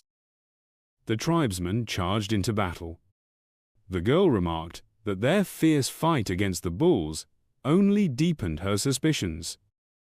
A flower was incinerated in the fire. The woman revealed she knew her arguments wouldn't sway Xian, so she planned the attack without her approval. The warrior pressed a knife to the king's throat and warned him against sudden movements. The protagonist kept running. Ion suggested he abandon her to avoid future trouble. Chen Li, frowning tightly, insisted they needed to rush to safety, and then she could confront him. The boy sprinted through the flame. The girl cautioned that she would watch him closely and kill him if he betrayed them. The boy grinned and asked to be punished for his misdeeds. The heroes neared the water. The woman assumed her ally had simply shirked responsibility.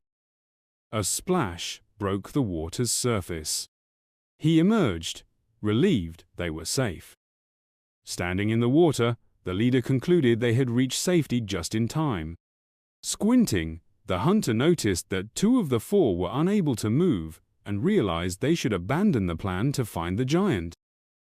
The fisherman glanced at him when the king asked him to guide the others to the spot where they found nettles and promised to fetch medicine.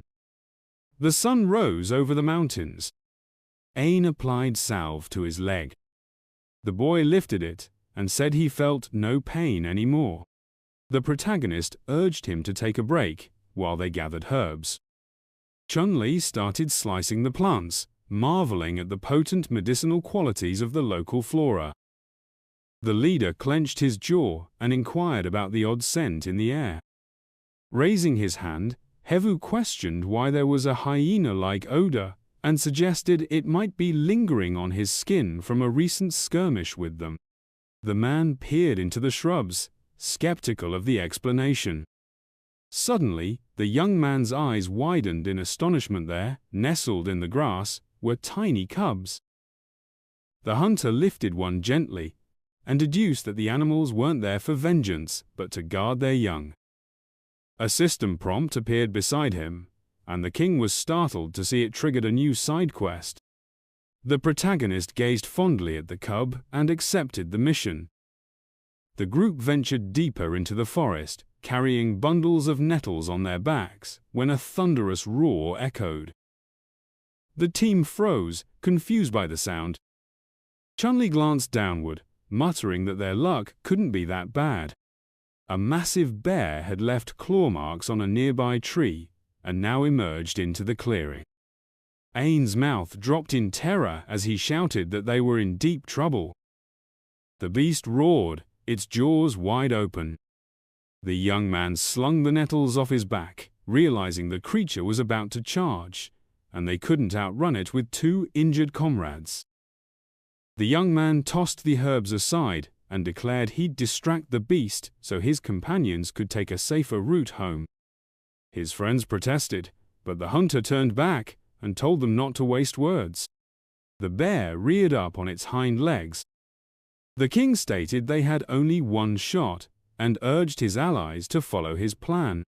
The protagonist drew an axe, and Chen Li brandished it, instructing the fisherman to protect the rest of the group. Then the young man charged into battle. His comrades fled the clearing. The hunter approached the beast and challenged it to focus on him.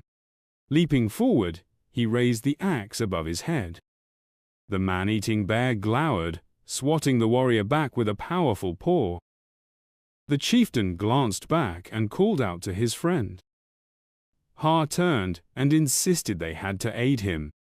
Ain, mouth agape, declared he'd witnessed the leader's strength firsthand and was confident the predator wouldn't overpower him. The king battled the beast, explaining he couldn't fight freely if they stayed. The leader bowed his head, and the warrior insisted they obey the command. The protagonist crouched and noticed his friends had vanished.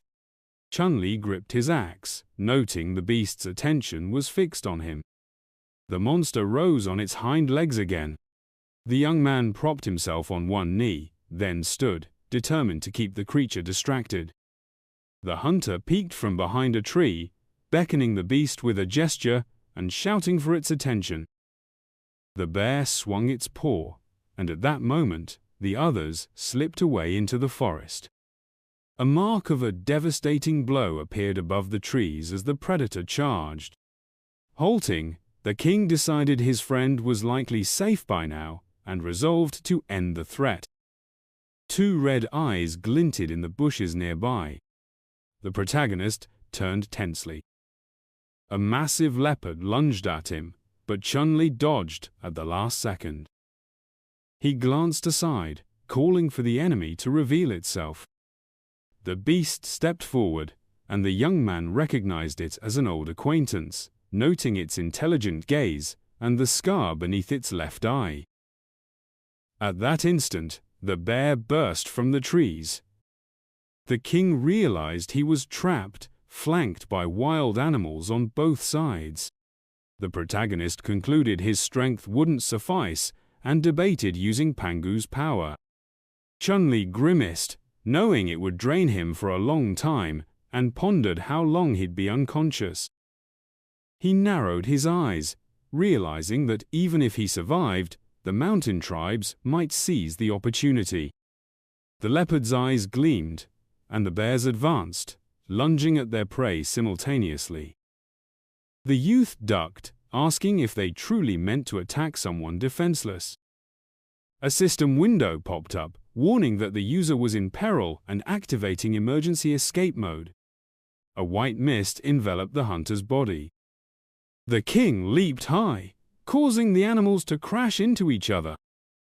Landing nimbly, he hid behind a tree, feeling remarkably light and powerful. The predators glared at him, displeased, and charged again.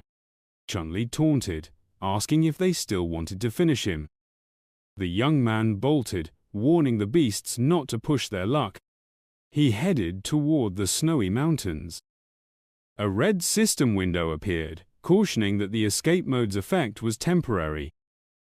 Pausing, the hunter realized he'd outrun the enemies and marveled at the escape mode's effectiveness, though it was costly.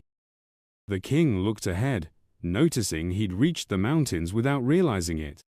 Smirking, he wondered why he shouldn't climb the snowy peaks and seek the giant. Snow fell as he advanced. The protagonist was amazed he could run so far without tiring. Chen Li took a step, pleased that his body felt light and didn't sink into the snow. Lowering his gaze, he saw he was nearing the summit. Suddenly, he looked up in shock. At the peak, an ice giant sat in a cliff, a tyrannosaurus beside it. Observing the giant, the king was awestruck by its size. He frowned as a task completion notification appeared, then gaped when it instructed him to attack the monster. Chen Li jabbed a finger at the system window, demanding if it had lost its mind. The dinosaur turned, and the young man ducked behind a boulder, covering his mouth. He grinned, thrilled that the task offered 9 attribute points. Peering from his hiding spot, he decided to attempt it before the escape mode faded. The king picked up a rock and hurled it at the monster. It landed nearby, and the lizard bared its teeth, growling furiously. The protagonist realized he'd provoked it. A message confirmed the task's success, but Chen Li scowled upon reading about a third trial. Checking the system window, he learned he had to defeat the giant alone. Peering from behind an ice block, he mused that 100 stat points awaited him. The Tyrannosaurus guarded the beast. The hunter wondered if he should try. Suddenly, the monster slammed its fist into the ground, sending snow cascading over the king. Shaking it off, he declared he wouldn't agree to this, even for 10,000 points. As the sun rose over the mountains, tribe members gathered in a clearing. Xian approached, asking if they'd found anything. Receiving no clear response, she ordered the night patrol to widen their search and keep looking. An approached, suggesting they prepare for the worst. Turning to her subordinate, the woman reminded him that her husband had risked his life for her and forbade such talk. A fisherman ran up, shouting that the king had returned. The people rushed to Chen Li, asking if he was all right. The boy looked up, and the tribesmen rejoiced at his return. Shanling raised her hand, questioning why her comrade hadn't lit a signal fire for aid. Huang replied that the leader didn't want to rally the tribe. The queen stepped forward, asking the crowd to disperse so her husband could rest at the palace. The boy took her hand. Xiao Wang ordered everyone back to their duties, vowing to care for him. She glared fiercely, threatening to deal with anyone who spoke out of turn. The tribesmen watched her tensely as clouds gathered over the settlement. Luton stood guard at the main building's entrance. Collapsing onto a bed, the hunter was relieved his friends had escaped, admitting he hadn't expected them to return safely with the hyena cubs. Rising from the bed, the king instructed Sung to tend to the puppies, noting that they might aid him on future raids. The woman prodded her husband with her foot, urging him to look after himself first. The queen glared sternly and declared that he needed rest. The protagonist assured her that sleep would restore him, as he wasn't wounded. Xian glanced downward and vowed to speak with Sheng. The girl pressed her foot against her husband's stomach, pleading with him not to shoulder every burden alone. Chen Li quivered and asked her not to tread on him. She replied that she couldn't bear to lose her man too soon. Raising her hand, she wished him a restful sleep. As she left, the man watched her go, silently deeming her a sadist. The queen exited the building, exhaling deeply. Luton observed her and inquired what troubled her highness. Xian responded that she was fine. Passing a guard, the girl ordered him to bar anyone from entering the chambers. The young man sat on the bed, gazing at the status window before him. The hunter raised his brows, reflecting on how he'd lost 4 attribute points but gained 10 more, resulting in no net loss. The king pictured ancient stone carvings and realized he'd recklessly depended on strength in critical moments, neglecting self-preservation. The protagonist sighed heavily, opening his mouth. Chen Li lifted his hand, deciding to boost his agility first. The boy frowned upon reading that his agility attribute had hit its maximum. Scratching his head, he understood that doubling the points would be required to raise it further, reaching a new cap later. Closing his eyes, the hunter concluded that acquiring 22 agility points wouldn't be simple while seated before the status window. The king recalled that his strength had risen to 6 points but lacked a critical threshold, deducing that each attribute had its own limit. Clicking the strength value, he resolved to elevate all attributes to their critical points. A radiant energy enveloped his body. Chen Li felt an intense sensation, stronger than before, as if his body were being pulled apart. His shoes split at the seams, and his pants tore under the strain. Examining his hand, the young man realized his strength had reached a critical 10 points, shocked that the transformation had shredded his clothes so suddenly. Moving closer to the status window, he noticed 2 attributes still below their critical values. The system window vanished, and the hunter pondered how the intelligence stat might impact him. A notification indicated it would increase the likelihood of random quests with substantial rewards. Collapsing onto the bed, the king pressed a hand to his chest, deeming it wasteful to boost intelligence for mere quest chances. Raising his hand, he decided to max out stamina next time. His eyelids grew heavy, and Chen Li considered asking his subordinates to craft several new sets of clothes. Closing his eyes, he resolved to rest. The settlement sat along a riverbank, where fishermen cast their nets. Shu instructed her friend on wool processing, emphasizing the need to maintain smooth edges when cutting. A monster held a skewered roasted fish, inviting the hungry to eat. On the training ground, savages practiced with slings. Xian grasped a whip, commanding them to prepare. At her signal, the fighters hurled stones, piercing hay-filled training dummies. A warrior approached the leader, reporting that of 6 shots, 1 grazed the edge and 1 missed entirely.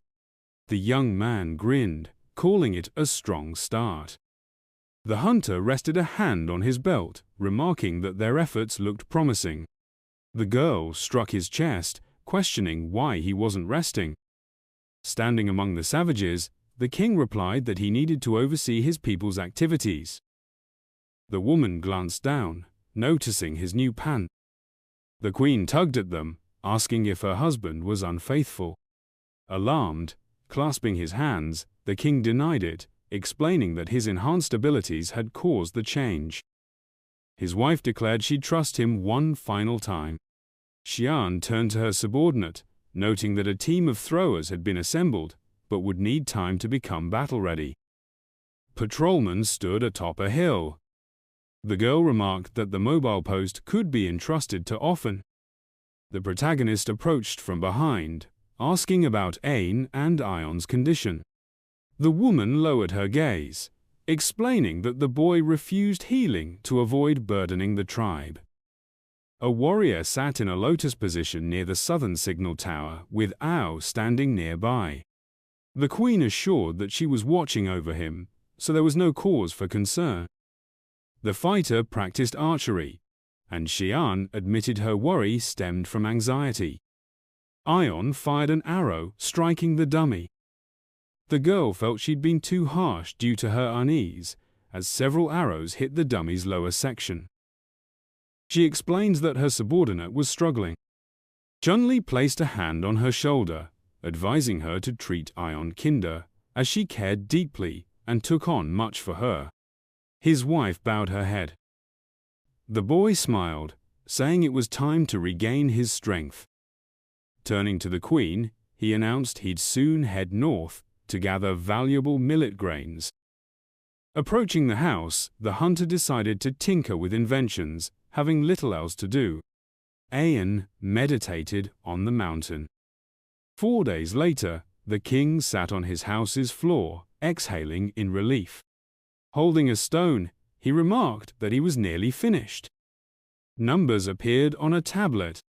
Chen Li frowned, wishing to teach his tribesmen basic addition and subtraction to avoid doing calculations alone. A system window materialized, surprising the boy with 20 technology points earned at once. His jaw dropped upon learning the technology store was accessible, and he asked how to use it. The hunter beamed when the system explained that points could be swapped for practical tools. Images of materials, tablets, and inventions appeared on the system window, including a mysterious object. Grabbing the notification, the king was astonished to learn he could exchange points for resources. Smiling, he decided to explore the options. Chen Li sat on the ground, initiating an exchange.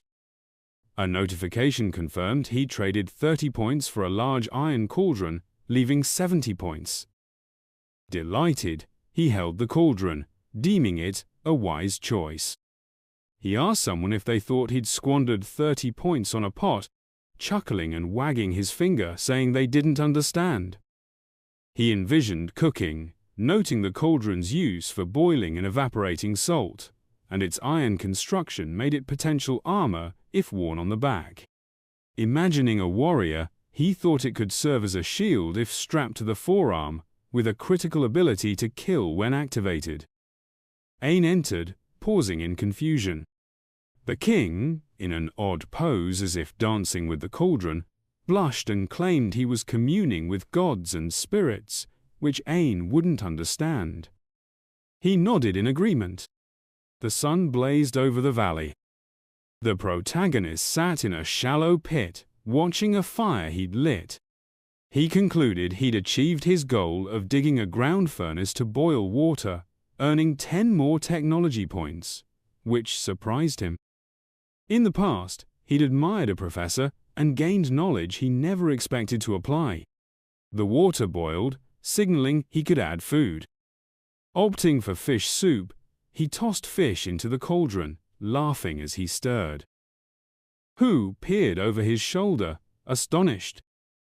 The soup finished, granting another 10 technology points. Inspired, Chen Li felt fortunate that day. Shu approached, holding something, and announced they'd produced salt from their salt work. The old hero, eyeing the salt bowl, gained another 10 points. Chen Li laughed, saying Shugu's timing was perfect. He urged him to stay and try the soup with everyone, and Shugu agreed. The king reflected that the cauldron was a worthwhile purchase, as he'd quickly recouped the 30 points. With the soup nearly ready, he asked Ain to summon everyone with plates. Ain complied. Sunlight gleamed on the tribesmen's homes. Soup filled their plates, and they savored the flavor. Or distributed plates, assuring there was plenty left. Shanling hoisted an empty plate, shouting it was delicious and demanding more. Or sternly noted she'd eaten 2 bowls, and more would leave none for others. The king promised to cook extra for those patrolling, adding that in 2 days he'd personally deliver a pot to the stronghold. Shu thanked him, calling him remarkable. Chen Li continued, saying he'd soon teach the tribesmen to use chopsticks for eating roast beef. Shanling was thrilled. Asking the system to open the technology store, various cards appeared. He noted he had 100 points again and debated exchanging them.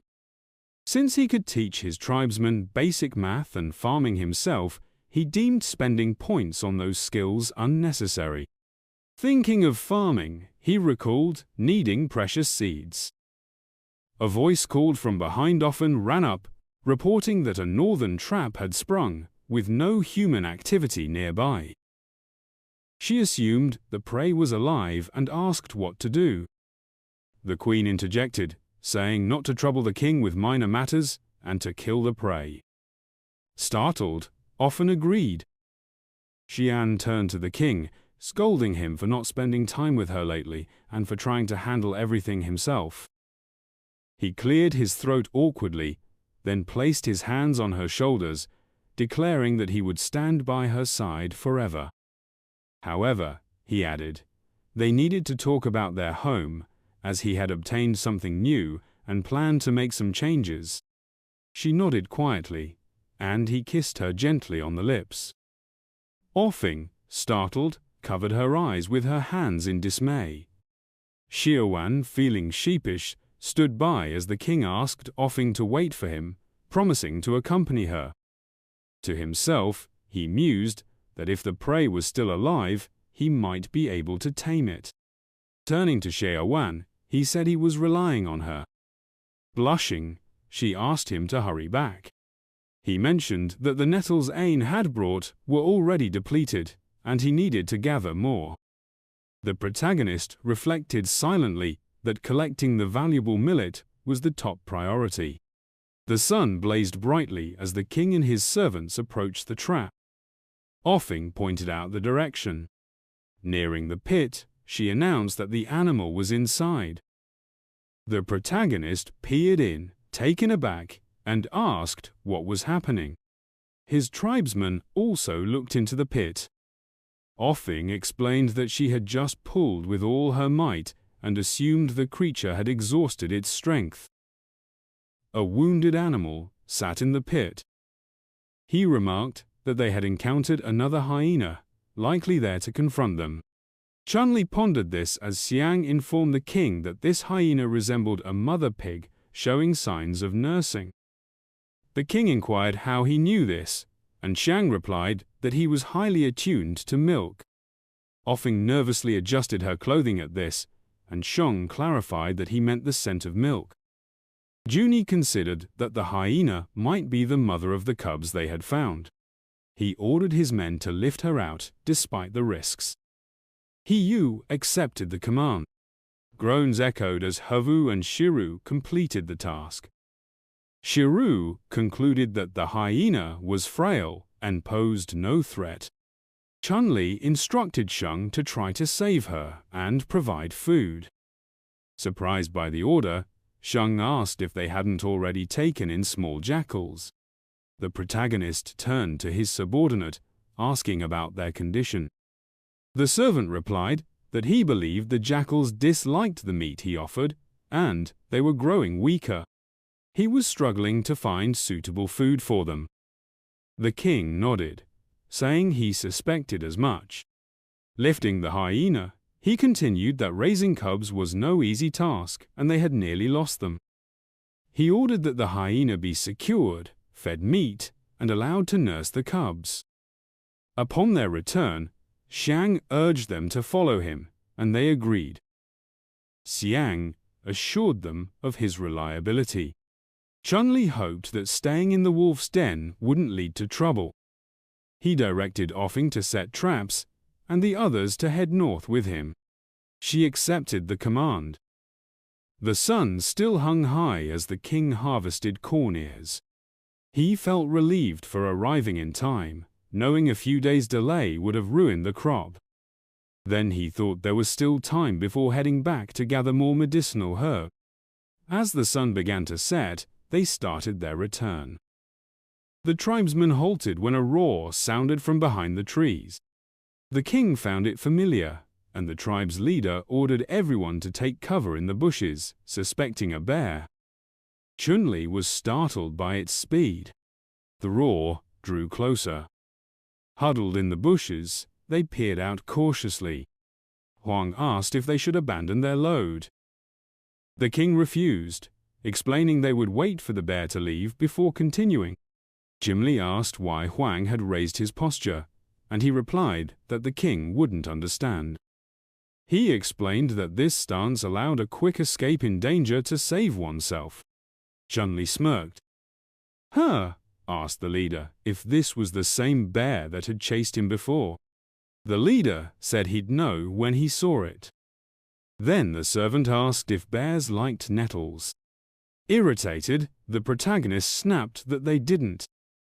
Ha started to ask again, but Chen Li yelled at him to be silent for a moment, threatening to toss him out himself if the bear heard them because of him.